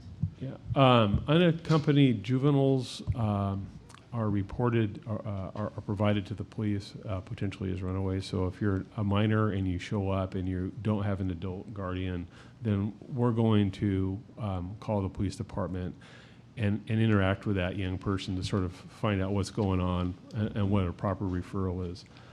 I don't recall. I'm going to look over at somebody. Did we deal with separation of sexes? I'm going to look at somebody. I don't know if we did, but the Ensign people that are here have, basically one bed, one cot, or one person, one cot is kind of what I've heard. That's the policy. They've got lots of the policy issues that we left open. One of the thank you for that. One of the requirements is an operating policy be developed, and that people be trained on the operating policy. Who'll be staffing the facility, and so that sounds to me like that would be a policy detail that would need to be developed and implemented. We're aware of some of the shortfalls and some of the problems that have occurred in other shelters around inappropriate sexual activity, or offenders having adults having access to minors unauthorized, and other things like that. And so that was a discussion, and it is to be addressed in the operational policies and procedures outlined in the agreement on how that will happen with the, adult supervision and people who will staff the facility and, during its entire course of operation to ensure that the rules are being enforced. Well, let me, I know Ally has signed up to speak, but if you want to just address those specific issues briefly in the shelters that you've visited. Certainly. Ally Swanson, thanks, guys. Ally, could I ask you to come to the mic? People, Sure. I'm sorry, people can't hear if you don't talk right into the mic. Hello. Okay. It's not on. So, it's not on? If it's, Oh, if it's, now it is. push it to, that's good. Great. Okay. So they alluded to an SOP, standard operating procedure. We didn't reinvent the wheel at all. What we did was we took a look at what the community action down in Salem has been doing and what other successful warming shelters across the state are using. And we are using those we're just basically stealing what they're doing that's working. To answer the direct question about minors with their people, what we've seen successful in other areas is having a designated area, regardless of what traveling shelter we happen to be volunteer staffing. The first thing to do at the onset of those 2 weeks or 1 week or whatever the time frame is that this model takes on, is to establish where would we put a family if they were to walk in this door, to hold them as harmless as possible and give them their segregated space. So that's definitely a consideration as we move towards implementation. That is first and foremost. The second one is to address the overarching concern is this is a subpopulation that absolutely comes with all different labels attached. So again, that bag segregation is, it's not up for debate. That's a standard operating procedure that they use. It's called, it's like a bag and tag method. As soon as they walk in the door, you say, do you need cigarettes or a book or anything out of your pack, because it's going to be in this, and it's not accessible until you're ready to exit our facility. We're not going to say when that is, because if they decide to access it at 2 a.m., that's fine, but that means they're exiting our facility. And there are, not to bog this down, but there are agreements, client/guest agreements that would have to be signed every single time you check in and out of a temporary facility. Did I get everything? Good. Other questions on this side? No? Mr. Mayor, just Yes. one other point to dovetail to what Mr. Derrickson and Ally had to say was, in the event that an adult comes to the center with accompanied by a minor, and the adult is not the guardian or parent, then that would be a condition that we would want to be called. We'd be concerned about the welfare of the child with an adult who wasn't a guardian or a parent. Okay. Any other questions for this group? Well, just to go back to the counselor, the only way they'll have access to the shelter is if they get transported there? The agreement talks about the advertising of sponsor people can be transported to the facility that will be rotating around. So we don't want to advertise the location of the facility because we don't want people trying to walk there in the middle of the night. I mean, one of the concerns was that people would be decide that they want to go, and it's 2 a.m. and now they're walking through neighborhoods and they're knocking on doors, or they're trying to find out where the site is. And so that didn't seem like that was a good idea. So, and the other thing is it may be more than just one pickup time. I mean, I think we're open to saying that we'll pick up people between, 5, 6, 7, or 8, or whatever. There'll be, multiple opportunities if that's what Love Inc. feels they can accommodate. But definitely we want people brought to the site and then returning to their place of origin. How will the people know who to contact to find out where to go? There'll be a variety of ways that people can be contacted through various outlets and means of communication, either online or posted. I think that we know, Ally and Love Inc. knows who the population is and how to access people who are, subject to experiencing freezing temperatures. So, Our folks encounter too, Counselor, our folks encounter people on a daily basis, and of course, our department will be aware of where those pickup and drop-off points are, so we'll be able to direct people as well. I'm sorry, Chief, but it's true that the police department, the Woodburn Fire Department, and the Woodburn Ambulance Services will be able to also make referrals to the And the site as clergy. So well. Oh, sure. an extensive, Network. trustworthy network, I think, is kind of what we're looking long-term of. If you know of someone, you could certainly refer them through your clergy or a clergy you know and have access to that. It's not necessarily you have to ride a bus. I think the key component that is being addressed with the transportation method is that you just don't have people randomly, like there's not a flashing sign. We really want to protect our community. I mean, we're part of a humanitarian effort to protect all of us. And with that being said, we want those that need to access it to be able to access it. It's not about throwing up barriers. It's about making sure that as they access it, it's as safe for everyone as possible. Certainly being open to other methodologies that could come into play as we learn. I think it's fair to say that, by and large, the police department and Love Inc. And between those people who were involved in the development agreement have a pretty good understanding of who we're trying to communicate with and access, where people are, and sort of what the need is. Between these various organizations, it feels like there's a good sense of who the people are going to be needing and accessing the service, which is kind of how it came to fruition. I think it feels And like. I think that with piggybacking on that, I've had the honor to get to know a number of people that will probably access this shelter through the dinner that Emmanuel Lutheran Church serves every Wednesday, and there's a system of communication. So I mean, some people have cell phones. Some people have cell phones without service, but they can access Facebook Messenger. They can check it on someone else's cell phone. So and you know much more about the research about people that find themselves in this situation of being houseless, hopefully temporarily.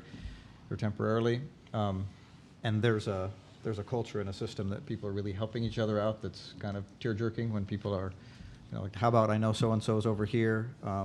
So now it's 28 degrees, and they have a phone number to call and say, okay, it's behind Bi-Mart or whatever it is, and to kind of know where people are and to let people know, yeah, it's going to be 7 o'clock, there'll be a van at the Mega Foods parking lot, and hang out at this light pole, and we'll, you can not freeze tonight. So the other thing I'd like to, because we were all at the meeting, that the person from Polk County presented about that, and it was an interagency agreement, and I mean some of the same kind of themes. They worked with law enforcement and the fire departments, and they were actively they would find somebody in the middle of the night, or they'd be called because someone is worried about someone, and then they would transport them directly there. So, and then just some of the stories that we heard about how that affected the residents that were the Polk County one. So you're referring to Matt Smucker from Praise AOG over in Polk, Yamhill County area. He was instrumental in helping them safely get their warming centers off the ground. And it was Liz Consul and I went to one of our first trainings to get our feet wet to see what it really was going to take. And what we learned, the stories we learned were exactly what I hope to see in our community, where law enforcement and humanitarian efforts and fire department calls, we would like to see the pull on our public services reduced because of these types of warming shelters being in play, because now it's not a mystery. What do we do with the gentleman who's in the alley on Front Street who can't get enough blankets because it's not only cold but wet? We take him to you know, when the police are called, they know what to do. They're not just like, well, let's see if Silverton's got a place for them, or let's see if, like, those are the kinds of stories that were super encouraging to us to see how our services could all work together for a combined shared goal. So one particularly heartwarming story that was shared with us by Matt was that local law enforcement had intervened in a situation where a young man was on the verge of making a poor decision, and they happened to know, just like our law enforcement. I mean, Chief is painting a true picture of they try to give a break before they give a ticket. I mean, that's not what he said, but really that's kind of it. It's like they try really hard to meet them before they make the bad choice. And this young man had been about to make a bad choice, and they said, you know what's going on? And the kid was hungry. And he said, well, I can take you to this warming shelter, and I'm pretty sure they've got some food and stuff on site. Well, he drove him to the warming shelter. The cop, instead of taking him, you know, putting him in lockup where they're overcrowded or whatever, took him to an alternative spot, and the cop gave him like $20 and was like, go buy some pizza for this kid. And I mean, that just changes a life, right? And the last one I want to be able to share, because of a lady that I met at the Lutheran Church Outreach. She lives in her car right now with her cat, because cats aren't allowed in the shelter where she can access. And she reminds me of the story that Matt had told us about a lady who is a longtime houseless person in Dallas, who now is a paid volunteer in their rotating shelter and one of their most reliable shelter leads, and does a lot of training and ministry, really, with the folks who are there, trying to help them, connect them, and encourage them to realize that that's not where they're stuck. And Liz and I both met her. She was a hoot and just welcoming and amazing. And again, it's something that can work wonders in a community. It truly is the hand up and the life-saving outreach that is necessary for a night. There were numbers of stories at that meeting where, Lots I mean, and they'd lots. served 30, 40 people over the year, and, you know, 12 had now have apartments and jobs. And I mean, they, because of the connection with law enforcement and social services, like, they were able to, you know, be on a different trajectory. Mr. Mayor, if I could just, one other comment on the agreement, why it occurs to me is that because we're working with Love Inc., who has been a really good partner with the city in the past, we feel pretty confident from a staff perspective that we can problem solve, and that if there are issues that develop that were not anticipated, that are a problem for the community or a concern to law enforcement or first responders, that we can manage those issues moving forward, that the agreement can always be modified, or the practices can be modified based on our experience that are occurring as they're occurring. So we feel pretty good about the working relationship, being able to try to address issues should they arise in the course of this. And, you know, again, we're talking about, you know, viability of just a few months of years, and when the temperature falls below a particular degree. So, you know, I wanted to, I had somebody read the newspaper article and thought we were talking about a year-round homeless shelter that would be located somewhere in the city. That's not what we're proposing. We're proposing, like I say, a rotating weather shelter that is activated when temperatures between certain months of the year fall below, fall to a dangerous level for people who are maybe exposed to that. Okay, well, next is my favorite part, when the public gets to speak. So any other questions for the people here? All right. Go in order. I would pleased to welcome Don Cole, a leader in our senior estates community who's. Yes. I'm here tonight as a resident of Senior Estates and as the current manager. We have 1,500 homes and about 2,500 people, median age around 72. I came here tonight with concerns that have been addressed. I just look forward to the execution of the agreements that you reached. My concerns were the proximity of one of the warming stations over, I was told, by the temporary offices that the city used when the renovation was going on. That's close to our community on Cascade, and it's also situated between two senior centers, Emerald Gardens and Cascade Park. So that was a concern that I have. And I liked hearing about the 7 to 7. I am concerned about inside, this was the other one, as far as our liability.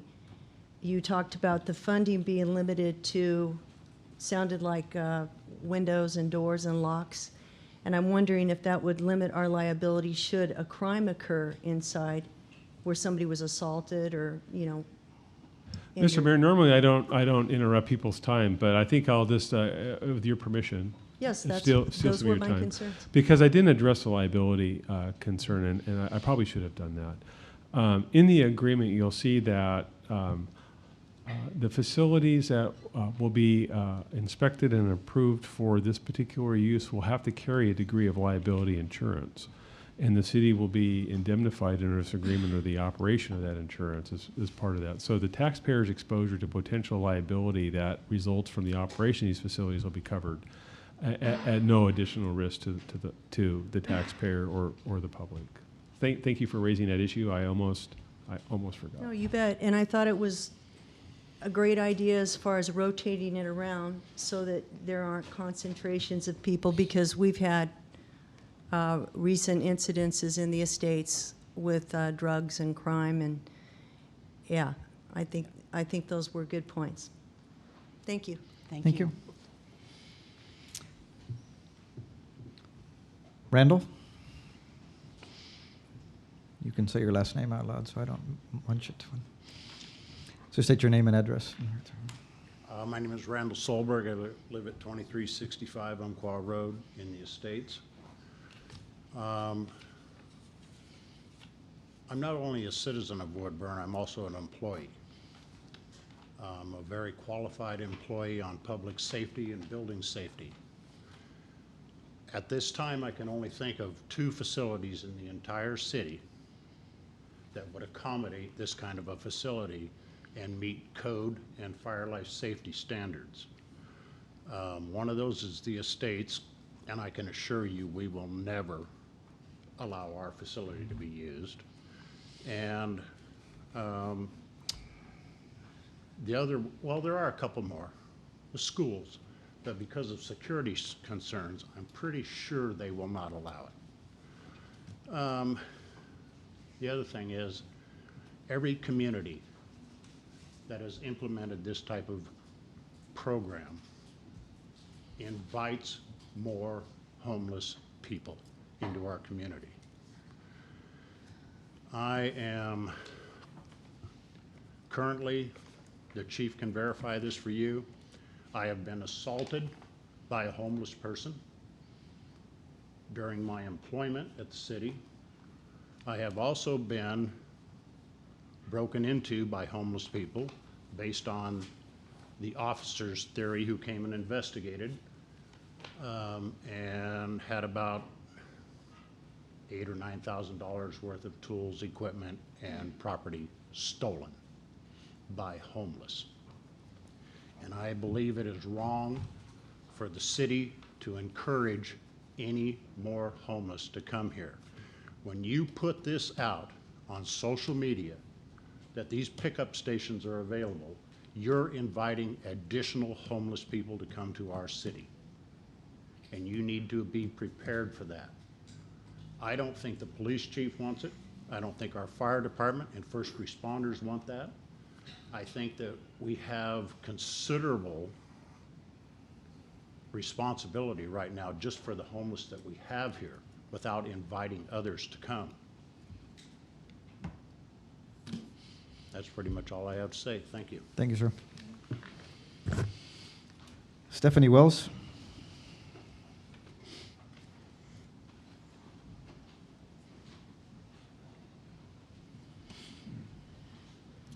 Hello, Stephanie Wells. I come to you guys tonight just as a community member. I'm usually pretty eloquently put together, but I was not planning on speaking tonight. So one of the first thoughts that hits, I have an ag background, think we're a lot closer to homelessness touching us than we think. Our recent NORPAC closing is going to hit this community a lot deeper and a lot farther than we think. I came to this, I would say, outreach program strictly as a humanitarian standpoint, and we have started in the streets by bringing meals directly to them and meeting them on their level and getting to know them. And that's when we're hearing that these people aren't out there because they chose to be there, and they're out there of circumstances that maybe they didn't ever anticipate themselves being in. And so I think that we just need to really think, if I had to sleep on the street tonight, would I do it of my own decision? And I probably would not. I definitely would not, but not everybody has that choice. So having a place that they can go that is safe is really important to me. I have a really, really, really big problem with the fact that there are Woodburn residents sleeping in other communities' warming shelters, and their shelters would also operate the same that ours would, being only open certain months out of the year as a threshold level of under a certain number of degrees. And the fact that they are being overburdened by our citizens is a problem to me as a community member, that we're going to push our problem somewhere else. I would really like to be fixing that problem that we have it. It's here. We have current residents that are sleeping on the streets. It's cold. And we are trying to fix an emergent need for them. The other thing that I really, really try hard to do is do anything very well. So we have researched the heck out of a lot of the different models. We have come with a lot of answers to a lot of the questions. We don't have answers, but we've heard the questions before, and I think that's part of it, is not saying, well, that's not a problem. No, there are real concerns here, but we are looking at different models across the state and trying to see the problems ahead of time. I will say that I was on the East Coast living in Rhode Island during the Occupy movements, and those were scary times with people sleeping in tents on the streets. So I do like that we are being a proactive community and getting ahead on that front, but I also see that that to work hand in hand, we need to have a little bit of a solution for an emergent need. Should we say you can't sleep here tonight? Well, they don't have a way to fix that on an emergent need. So I come to you on the humanitarian side. However, yeah, we've seen this. We've seen this issue. We've seen the people sleeping. I'm a real estate agent. I've walked into houses at 8 o'clock in the morning, and people have walked out the back door at the same time, and you just feel the air move. We have had homeless people that have been sleeping in crawl spaces. They have, they are getting into homes, and to provide a place that they could show up. Yeah, so. Thank you. All right, Liz Kunsel.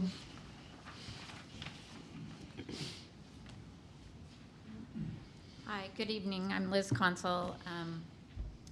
I am not a resident of Woodburn, but I work in Woodburn, and I also am part of the group that is trying to bring this as a humanitarian effort with Stephanie, Allie, and Shelley Egley. So when Stephanie speaks to the training piece of it, we sort of divvied up where our skill sets lie, and mine was to work on the training piece of it. And what I'm hearing tonight is I want to address a little bit about the homeless population and what research shows. So just want to bring up the point that the homeless are here. They're not somewhere else. They're already here. You just don't necessarily see them or touch them in the way that is being described. But while we go out and we do try to do our outreach and meet them and get to know them and their needs, the training shows that the homeless person lives by a different culture than we do. We tend to live by a dignity culture. They do not live by a dignity culture. They live by a loyalty culture. And the ways that we can impact their lives are truly through the humanitarian effort, because they do not, if a person has nothing, they don't respond to necessarily the ways that our police can be involved with them or that. So we have to try to begin at the root of the problem. And there is not just one homeless person. So there are 3 different classes of homelessness. There's the 2 weeks. There's the homeless person that may be homeless from 0 days to 2 weeks. And there's 2 weeks or 2 weeks to 2 months based on circumstances. Then there's 2 months to 2 years. And then there's the chronic homeless. So you cannot lump them all together and see them all in the same way, because they all have their intricacies that you have to work with. And that's the piece that I work with this group in particular. So if you do have questions, I would invite you to ask me. But every one of them is individual and really needs to be seen for that and treated as humanely as anyone else in this room. Thank you. So, thank you. Take that off for a second.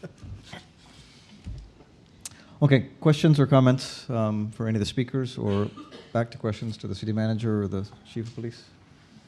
I think Kurt wants to speak. Mr. Mayor, I failed in my responsibility to extend an invitation to Kurt and/or Bill. I think I referenced him and said I would call on them, and then I didn't do it, but I did promise him an opportunity to represent Love Inc.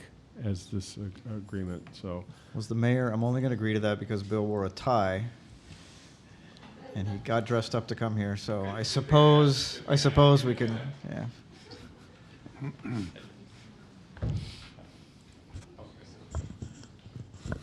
I didn't think you'd share the mic with me. Oh, there's the comedy team. So I I'm just Bill have, Park. And I'm Kurt Jones. I'm one of the executive directors at Love Inc. I'm also president of the Woodburn Ministerial Association. And I'm the other co-director at Love Inc. I just have a brief comment, and you've seen some of it. I'm glad Allie and Liz were up to share. So I just want to clarify something that might be coming, not quite be apparent to you. So Love Inc., to the degree we've had any success is because we function as a hub, and we try to match needs with resources, and somehow people have started viewing us as able to do that, and all these good things have happened, so we're grateful for that. This is no exception, and I just wanted to share. So Allie and the NSUN team, neighbors serving under-sheltered neighbors, you've heard from 2 of them tonight. Tammy's here, Stephanie's here. You heard from 3 of them tonight, I guess, really, Allie. But so they came to us and said, will you partner with us? You have some relationship with the homeless people. And I want to emphasize that their concern is for the homeless people that are residents of our city, which was very comforting to us and reassuring. As they've demonstrated, so I don't have to speak to it much, they've done a ton of research and come up with models. And when we first talked to them, I don't know if you guys knew this, but I was like, I don't know, are they really serious about this? And I just want to say they have passed muster with us in many ways, including lots of research and training. And so our role really is in connecting the city. As Scott described, they've come, the city has come as a potential partnership, and we're just hoping to create a platform for these folks to do their work. And the fact that Love Inc. gets credit, I understand the city needs to make an agreement with a 501c3 organization that has structure, but we are planning to be a fiscal sponsor for the NSUN team so that they can have receive tax deductible donations. And I just want to endorse their efforts and say we feel grateful that Love Inc. gets some credit for something that's really just bringing some people together who are doing good work. And I wanted to stress a couple of other things in this process. We want to make it very difficult for homeless people to be here in Woodburn. So if you're a part of the criminal element of that community, we don't want you in our community. We don't want you coming here, bringing prostitution, drugs, criminal activity. We are not targeting those people. We are targeting people who are members of our community that through a variety of circumstances in their life find themselves homeless. We're going to have the severe weather shelters for people whose electricity and natural gas have been turned off. it's below 40 degrees in their home. We're going to provide a place, we're hoping to provide a place for them. So we're not just talking about people without homes, we're also talking about people who don't have the capacity to heat their homes perhaps. The other thing that we want to do in terms of making it difficult for people to be homeless in Woodburn is we want to provide them a hand up. We aren't just going to say, here's a free place to sleep. We want to put them in touch with services. We want to help coach them in terms of getting job update skills, be able to move back into some housing. So we want to have a larger scope than just severe weather shelter.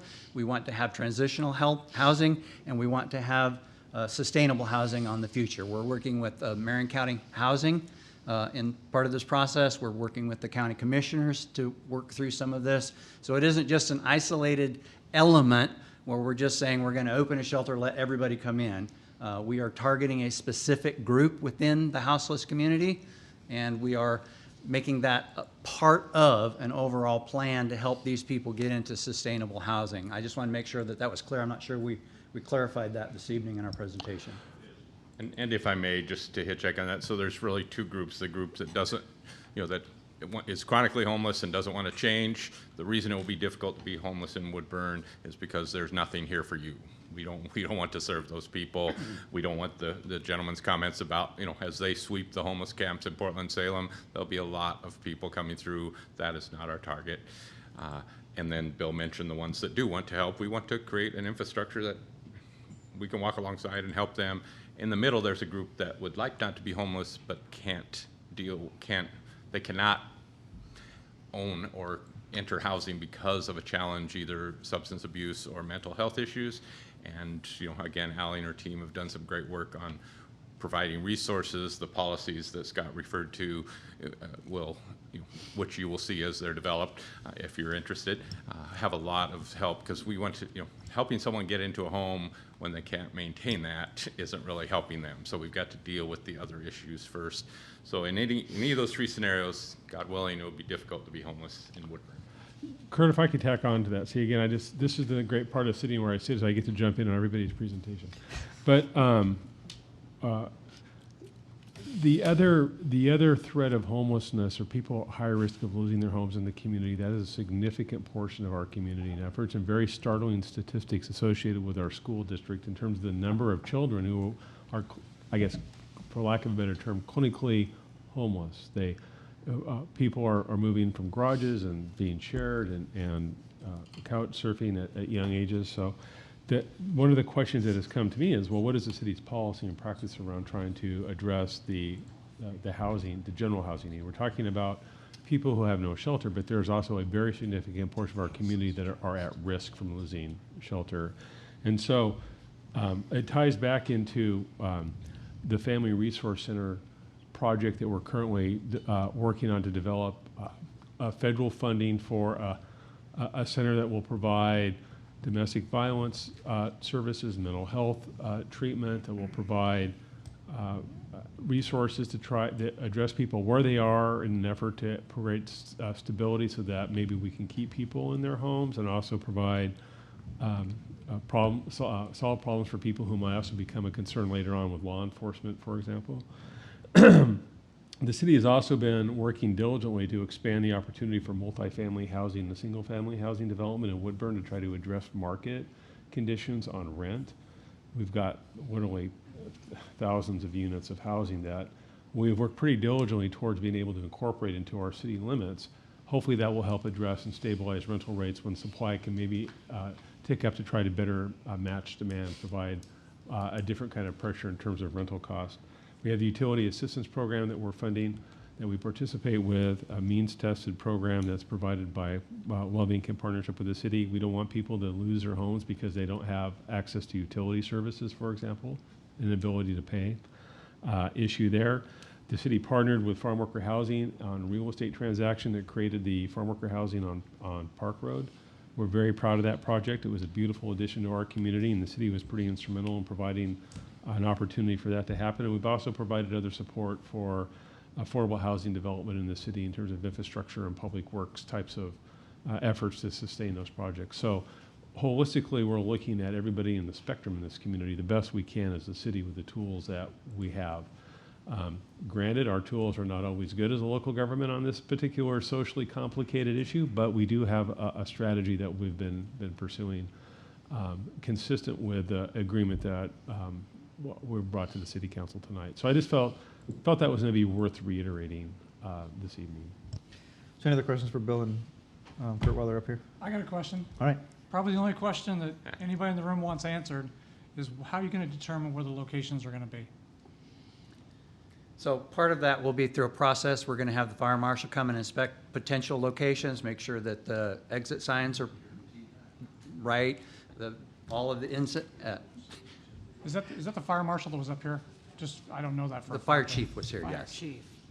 Fire chief Yeah, is here. fire chief is still He's still here, here. He's Counselor. So I know who provided the public he runs the risk of testimony? being put on That the spot was because here he Randy is. Saul. And what's his position? He's, I apologize for not knowing. You want to speak Hey. to the inspections that are going to be ongoing? No, Chief, that's okay. Just, I just want to know, besides all that, how are you going to figure out where it's going to go? Because obviously Senior Estates is pretty, well, at least one person from Senior Estates is like, not in my neck of the woods.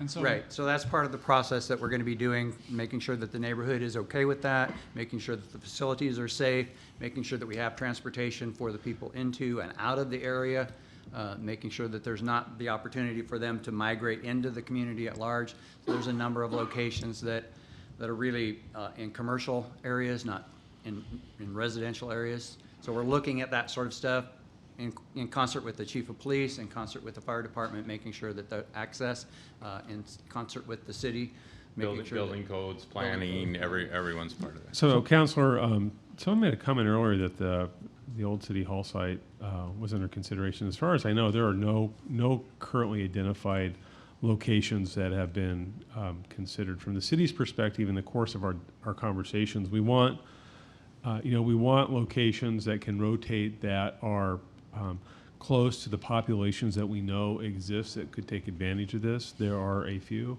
that are not centered in the middle of neighborhoods, such as maybe the neighborhood church, where it may present particularly unique ancillary problems for the neighborhood, but are also adequate in terms of meeting whatever number of people they can accommodate safely. So there'll be criteria. The city will be involved in approving those, and the fire chiefs and fire departments involved. I think there's even some places have already been inspected.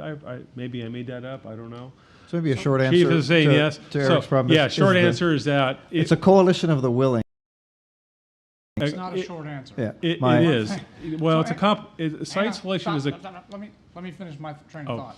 Very good. Once we sign this agreement, there's going to be a process in place. They'll have no public involvement, and they'll come to us. That's my concern. And not only they'll come to us, but me as somebody that lives in my neighborhood will not have a voice in it anymore. That's my biggest concern. The rest of it is a great program. It sounds good. We're going to provide services, but the not in my neck of the woods, I totally understand that, because I think once we cast a vote here, then I feel like we don't have a say. And as city council, It's a very good point, Counselor. And one of the pressing matters in City Hall prior to our meetings were our ability to regulate this type of an operation anyways. And so the question became, could a church, for example, on private property, open up and allow people to stay or camp in that parking lot if it's private property? What is the city's ability to regulate those types of situations?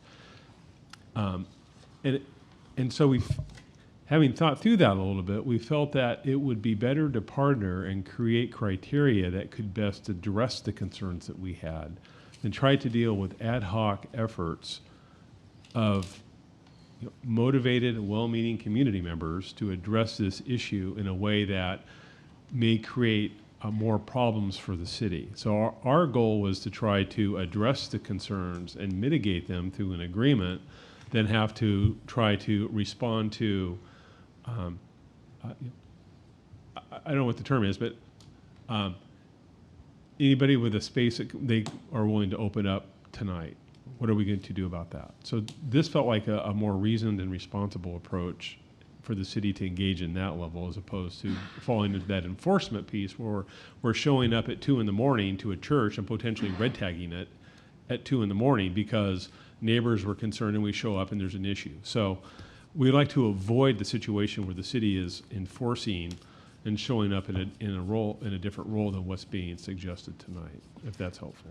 So to give a visual, where the experience I have in Salem is that it was like the coalition of the willing. There were like 12 churches, they signed up, they each took a week. These were like every single night, places where people could stay. And so then the churches were, had all the right fire exits and the amount of square feet. And So you're saying it's gonna be a church then? That's all I'm trying to figure out. so I would say likely, but I mean, churches are a very likely place to have. Yeah, I didn't hear that in your question, but yeah, I would say that would be the default Right. mechanism. I think that's what you were originally asking. Okay. All right. I missed it. Councilor Shub? No, I have No? no. Ellsworth? Mary Beth? Yes?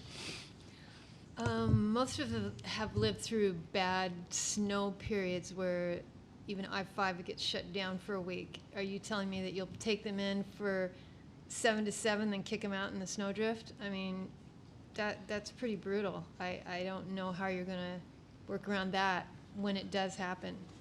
I can't resist the retort. It's not that brutal from 7 to 7. Yeah, in other words, yeah, it's a something versus nothing because we have temporary shelters like Scott mentioned that would be used for other things. So, yeah, it's kind of a something's better than nothing So approach. one of the things that we've found in our tours through the city, maybe you guys could address it better, is that many of our businesses are willing to let those people into their places of businesses to wander through the aisles or sit at a table during some of those severe weather periods during the day. Has that been your experience? So they wouldn't just be out in the cold. There are places for them to go. I don't know that we would want to advertise that. We certainly don't want people coming to Woodburn to take advantage of our local businesses. But if they're residents of our city, I think that's something that we've seen in the local businesses that know those individuals, that see them on a regular basis. They allow them to, I don't want to put this on the record, officially off the record loiter with their consent. So you just said that into a microphone in a public hearing. I don't think Catherine can take that off. Nobody's watching. Off the record's a figure of speech. Okay. Other questions, Mary Beth? Debbie? Councilor Carney? I think that this is an excellent blending of legal needs and humanitarian needs. But I'm a little bit alarmed at your commentary as you closed what you were speaking about earlier. I, for one, don't wish to have this become a slippery slope where in the future people are going to be coming to us to talk about opening a permanent homeless shelter. I drive to Salem enough to go past the Union Gospel Mission, who I have a great deal of respect for. Right. But I also notice the scores of people that just congregate around it and then filter out into the community. It's not something we want to happen here. Right. I think we would But if all agree with that. But if we contain ourselves to what we discussed tonight, we could have an excellent program that's manageable. I think Ali has mentioned it before, but so we just want to mitigate the life or death situation of freezing cold temperatures to people that live in our city, and then the main work is dealing with the invisible homeless and others that we just need. It's a housing and issue, not a. Union Gospel is probably doing a good job for the people you're referring to, and I do need to remind everyone that Union Gospel is a good example. So they have 175 beds. Most of the time they're between half and 2/3 full because the people that we don't want here in Woodburn don't want to submit to the rules they have to live in that house, and we think that's a good thing. Right. As long as we follow those procedures, we'll be doing well. Okay. All right. With that, we have 3 things to vote on, so we will entertain motions. Mr. Mayor, I'd like to introduce Point of Council order. Bill number Yeah. 311. Point of order, Mr. Mayor. We've had 2 readings of Council Bill number 3119. Oh, So thank you. do you want me to do the roll call vote? So that's the only thing we can. Okay. This is the camping ban. Okay, so say that again. We've already had the 2 readings? Yes. So we that's the just only need thing a we roll can call entertain. vote. Right. Yes. Okay. Yes, we are, that's We're doing. So, Mr. Mayor, then, the recorder is correct, of course, and so what you would need then would be discussion if you have it, and if you don't, then you need a roll call on the first ordinance, which has been read by title twice. Got it. And that's the one prohibiting public right-of-way camping, and then Gotcha. after that, the next ordinance, and then after that, the proposal for the agreement with Love Inc. All right. Okay, so there's no further discussion on this particular ordinance again? Good. So may we please have a roll call vote? Counselor Morris? Aye. Counselor Cornwell? Yes. Counselor Schaub? Yes. Counselor Cabrales? Yes. Counselor Ellsworth? Aye. Counselor Carney? Aye. All right, Council Bill 3119 has been duly passed. Is there any discussion on Council Bill 3120? Any further discussion? Has it been introduced? We haven't read through that one? I have not. Thank you. All right, You're doing 3120? all right. Okay, fine. Mr. Mayor, point of order again, you need an introduction of that council bill, and then a reading twice by title only, if no objection. Gotcha, okay. That was such a long time ago that I forgot. All right. So Council Bill 3120. Mr. Mayor, I'd like to introduce Council Bill number 3120. Council Bill 3120 has been duly introduced and as an ordinance, and is an ordinance, and as such requires two readings, and may we please have the first reading by title only if there's no objection. Council Bill number 3120, an ordinance enacted in compliance with ORS 203.077 to develop a policy for removal of camping sites on public property and declaring an emergency. We've had our first reading of Council Bill 3120. May we now have our second reading again by title only if there is no objection. Council Bill number 3120, an ordinance enacted in compliance with ORS 203.077 to develop a policy for removal of camping sites on public property and declaring an emergency. Any other discussion on this? Hearing none, may we please have a roll call vote. Counselor Carney? Aye. Counselor Ellsworth? Aye. Counselor Cabrales? Aye. Counselor Schaub? Aye. Counselor Cornwell? Yes. Counselor Morris? Aye. Motion carries. Move on to C, Severe Weather Center Operation Agreement. Mr. Mayor, I'd like to recommend a motion that we consider approval of the attached two-year agreement with Love Inc. for Severe Weather Center Program Services in exchange for $10,000. Second it. It's been moved and seconded. And Mr. Mayor, we said consider there because we weren't sure exactly what was going to, that we wanted, certainly it's a completely a council decision, but then we would construe that motion as a motion to approve. Is that correct? Motion to approve the attached agreement with Love Inc. So we'll modify the motion. Second? Mr. Mayor, I'd like to introduce a modified motion. And the recommended action is that we approve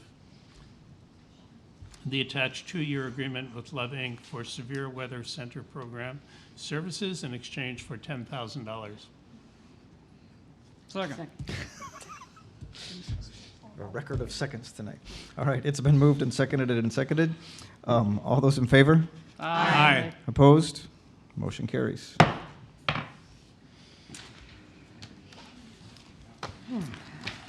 All right, we're almost through. I want to thank the people for coming, but we do have a city administrator's report. Mr. Mayor, I'll be very brief. I just want to say that I had the pleasure of being a judge at the Hoodview Church chili feed on Saturday. And my mother was visiting, and so she was able to join and be a judge as well, which was a lot of fun. And I understand that neither the Woodburn Fire District nor the Woodburn Police Department won this year. Is that right, Chief? So I mean, I feel bad that we can't give you a hard time about that, but then again, I think you won last year, so we're even. But that was a fun community event. It goes to benefit local charity. Mr. Mayor, we have a few things I want to just briefly mention to you. Is that one of the council goals is for a civic leadership program. We've been talking with Portland State about curriculum development. We have one more meeting with their staff coming up in mid-February, and the council, I think, can expect to see a proposal from our city staff and Portland State University for input and consideration of a curriculum and a proposed program that would, we're modeling sort of after the concept of a citizen police academy. It's going to be a citizen civics program that is modeled on what Portland State has done in other cities in Oregon, and is we think is unique to Woodburn specifically. So we're excited about that. And then there's two other things, is that many of you, at least not quite a quorum, but several of you are on our fund development committee that's looking into potential foundation and grant funding for our community center project. On January 31st, we have a meeting with YCMA.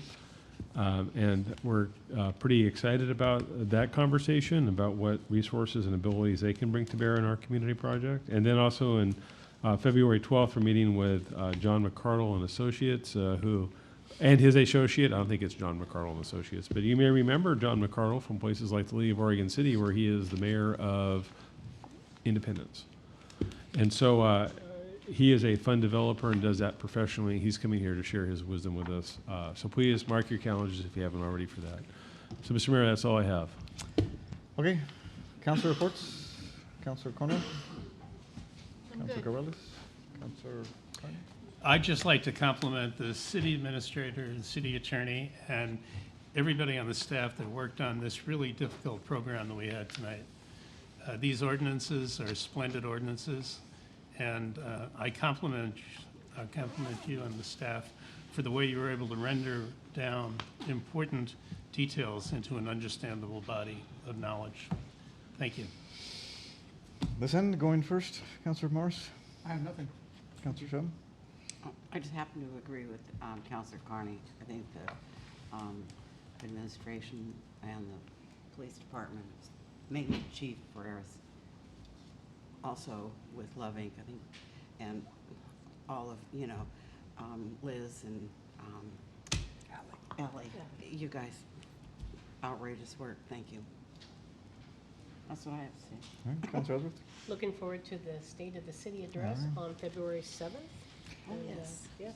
Well, speaking of the state of the city, especially if you're here and you haven't got an invitation, because we've sent out, or Amanda has worked furiously to get it to most people.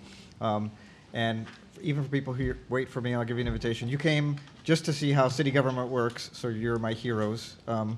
Thank you very much. And so you get an invitation to this. But please stay for that if I haven't given you one. Once again, we'll have the city sponsored a non-alcoholic happy hour, so we'll call that a kind of happy hour. City sponsored from 6 to 6:30. Then we'll have the State of the City address with live music, and Mr. Zobrist and I practiced a little version of Taking Care of Business in Reedy 300's garage band this week, so we're ready for that. And then Elias Villegas, Dean at Chemeketa University, will be providing some salsa lessons and dancing after that, so it'll be a big party.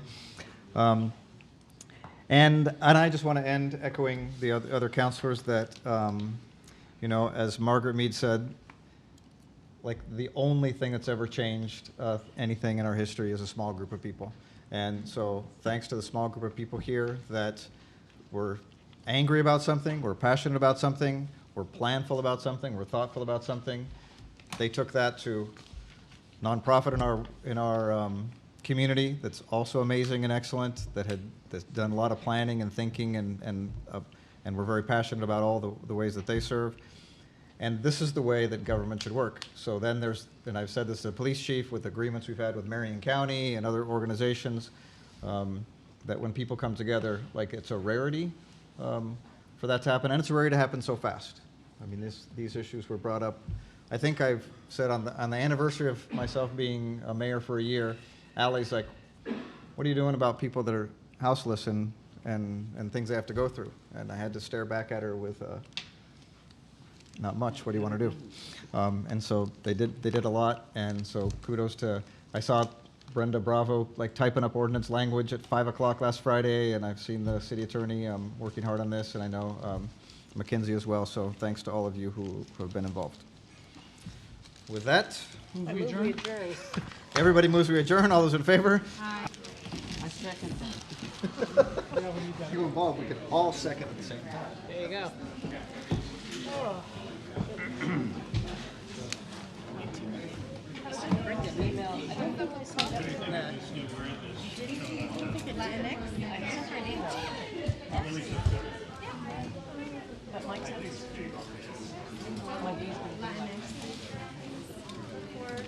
Yeah, it doesn't have to be a week it is out, 12 o'clock.